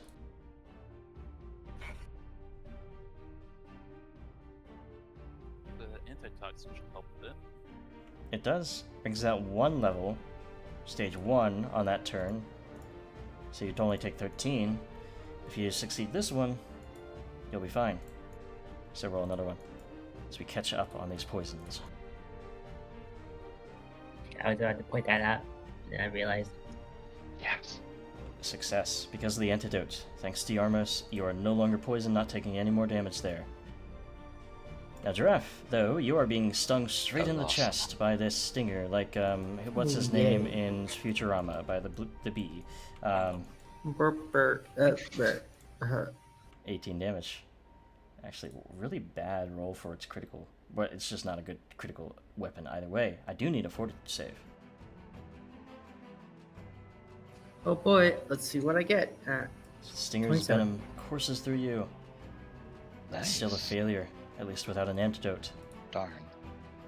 Very high DC, you take 21 damage from the poison as it starts to course through. Oh, I'm fine. I'll be fine. No, you still have your 2 actions, so what do you do? I'm gonna whack it, slice at it. Hmm? It's. Man, I wish I could make like targeted strikes. Just cut up its wings so it can't take off again. Only class that gets that is gunslingers, but they're called shot feet. Otherwise, yeah. That's a cool feat. No! One again.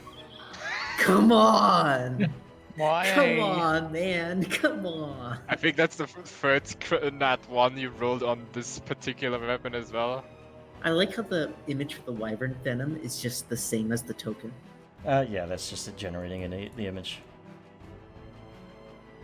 Can I cry? Unfortunately, you're gonna have to. It's gonna be a miss. I'm gonna cry as a free action. Come on, Giraffe, what are you doing? As he's just Crying. getting, every time he tries to go up to it, he's just getting thrown back by the wing or the tail sort of whapping into him. He just can't get in the reach to get a good strike. Kiba? I move because I believe it's safe. And double strike with the glaive. Okay. First, 19 on the dice. Not a crit, but it is a hit. I'll take it. To slice into the creature for 13 or a little bit less because Oh, of the look at all positive. those beautiful ones. It is still holding up. Can we do good? You can. That's 18 will still hit because it is prone. Or flat-footed, or off guard, actually. Real numbers. Yes. And I believe this does it. As you slice in once, it sort of like cleaves into its neck, and the second time it's trying to throw its head around just to smash into you. You cut into its neck and cleaves it free from its body, ending the creature and its struggles against you. Was my kill. And that is that.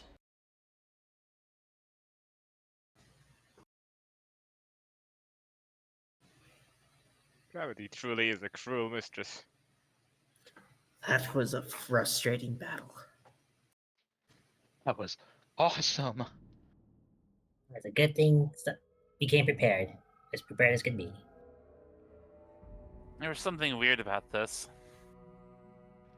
Oh, what do you mean? It was stupid. Well, of course he was. He's an animal. The talking animal. They're not normally like this. You think something in the area is messing with them? It's strange for a whole area of beasts to go mad. Search for green hair. Anywhere on its body. It's green. Hey. Roll me your dragon lore.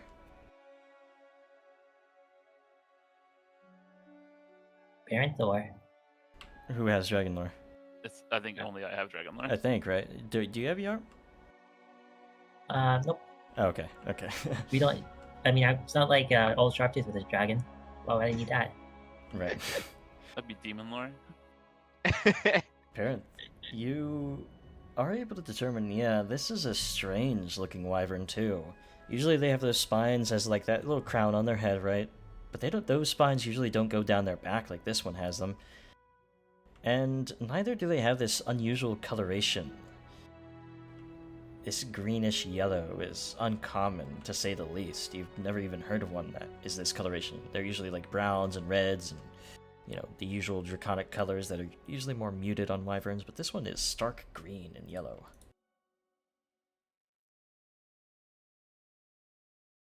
This is definitely an unusual specimen, that's for sure.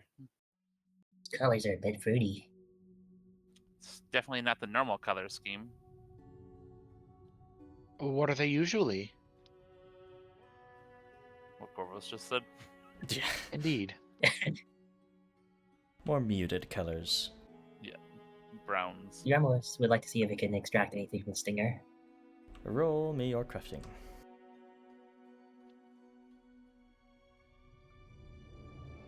I could work Yeah, on I'll its be head all while you that. do that. I think you cut it off with the killing blow. Yes. So, oh, wait, lose Giraffe? Is he? Yeah. Oh, there he is. There. That is a single dose of wyvern poison that you have acquired, Yarmo, so you can add that to your I am inventory. sorry. No problem, Yarmo. Jesus. Okay. I'm so sorry. What? Wyvern poison, you said? Yes, wyvern poison. This is quite a Gotcha. rare and valuable poison, in fact. It's a powerful one. Can't wait to make infinite of these in 2 levels.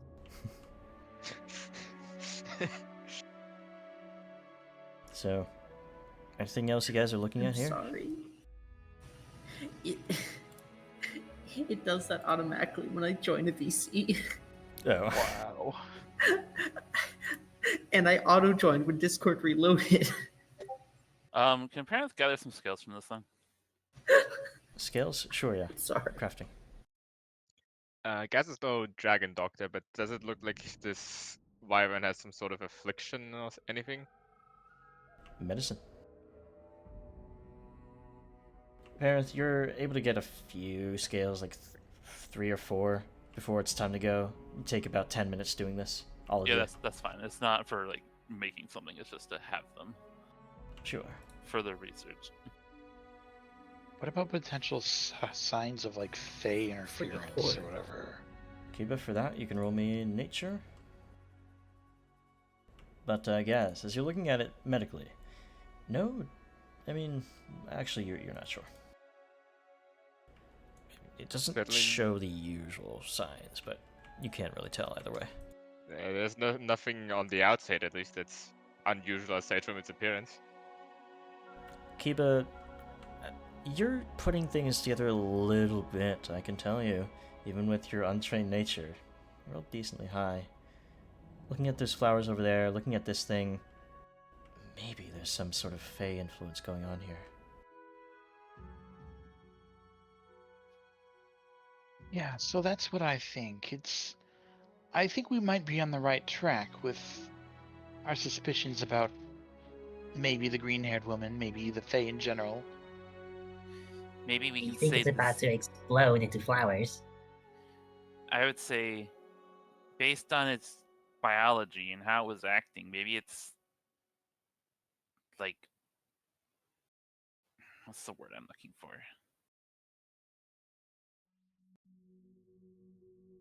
Fake. No, it's not fake. It's A homunculus? maybe old. Eldritch. No, like what came before wyverns. Primordial. That's the word. It just is strange. It doesn't. Normal wyverns can at least talk clearly. This one wasn't able to. It just looks wrong. Perhaps the other targets of our hunt here will yield more clues. More data points. Study at least. Perhaps. I suppose we should go after some of the other ones from our points. Naturally, we should probably be in good health when we do so, however, competition or not. I'm just gonna gather some of these flowers too. Sure. So, for the purpose of things, we can leave the healing to next time, as we are at the end of the session here. Sounds good. Sounds And good. one more thing, give yourselves 120 experience points for the wyvern. Wow. Oh, We are kind of flying through this level, I'm gonna be honest. And to make things worse, my PC, when I tried to turn it on, setting it up, wouldn't turn on. So all the browser data attached to the character sheet I set up is gone. So I'll figure it out. I'll figure it out. I don't think that's. You said 120, right? Yep. 120. I don't think what Kiba put down was correct. Okay, let me get my journal back open. I am up to 950 experience now. I'm at 952. I'm also at 950. 950. Should be 950, yeah. Thank you for running tonight. I had a wonderful time. Oh yeah, this was great. yeah. I am It's very, very glad I prepared for a flying enemy. Yeah, so what do you know? Lots of Like, fun as always, yeah. spellcasters, shut down a fight that would otherwise be very, very difficult for just marshals in general that are melee. Like, it's not all about dealing damage. I wish people I understood imagine that a about lot- casters. I imagine a lot of the level of this thing comes from its fly speed and its flying oriented abilities. Oh yeah, We you guys shut always- it down. Like, it would have been a lot more deadly if it could keep doing strafing runs and you guys could barely do much. Yeah. We almost could have like ready the actions to like try and grapple it or trip it maybe. Could have, yeah. I was planning on standing in the vanguard and doing lots of readied actions. I figured if it grabbed me, the worst it could do is claw me. Or Because drop you. I wouldn't- simply do I- a lot more. if it picked me up and dropped me, I would just land on my feet just fine. Yeah. Oh, you got the hollow bones ancestry, right? I sure do, yeah. So with that... The claws would hurt like heck. Oh, yeah. With that being said, though, all you still watching, thank you guys for joining us today. Yeah, I don't really have anything to announce other than if you like the maps. Again, every single map that you see us play on is my own creation on my modules. A good chunk of them are free. The other chunk is available on my Patreon. And they're all made for Foundry VTT, so you get overhead stuff like those shadows. If Giraffe walks into the shadows, it's a little bit more shady, because there's overhead tiling going on. So, that being said, hope everyone had a good time watching. Kiba, you have your announcement as well? Absolutely. Hello, everybody. I am Chris Kobold, the player of Kiba, a streamer here on Twitch. I tend to go on Tuesdays and Wednesdays, focusing on retro and indie games, and I will be running some Battletoads this week. So, look Oh, forward to joy. a little bit of hell. Viking. Come stop by sometime around 6 o'clock Central PM. Alrighty. See you guys later. Have a good one, everybody. See ya. Bye. I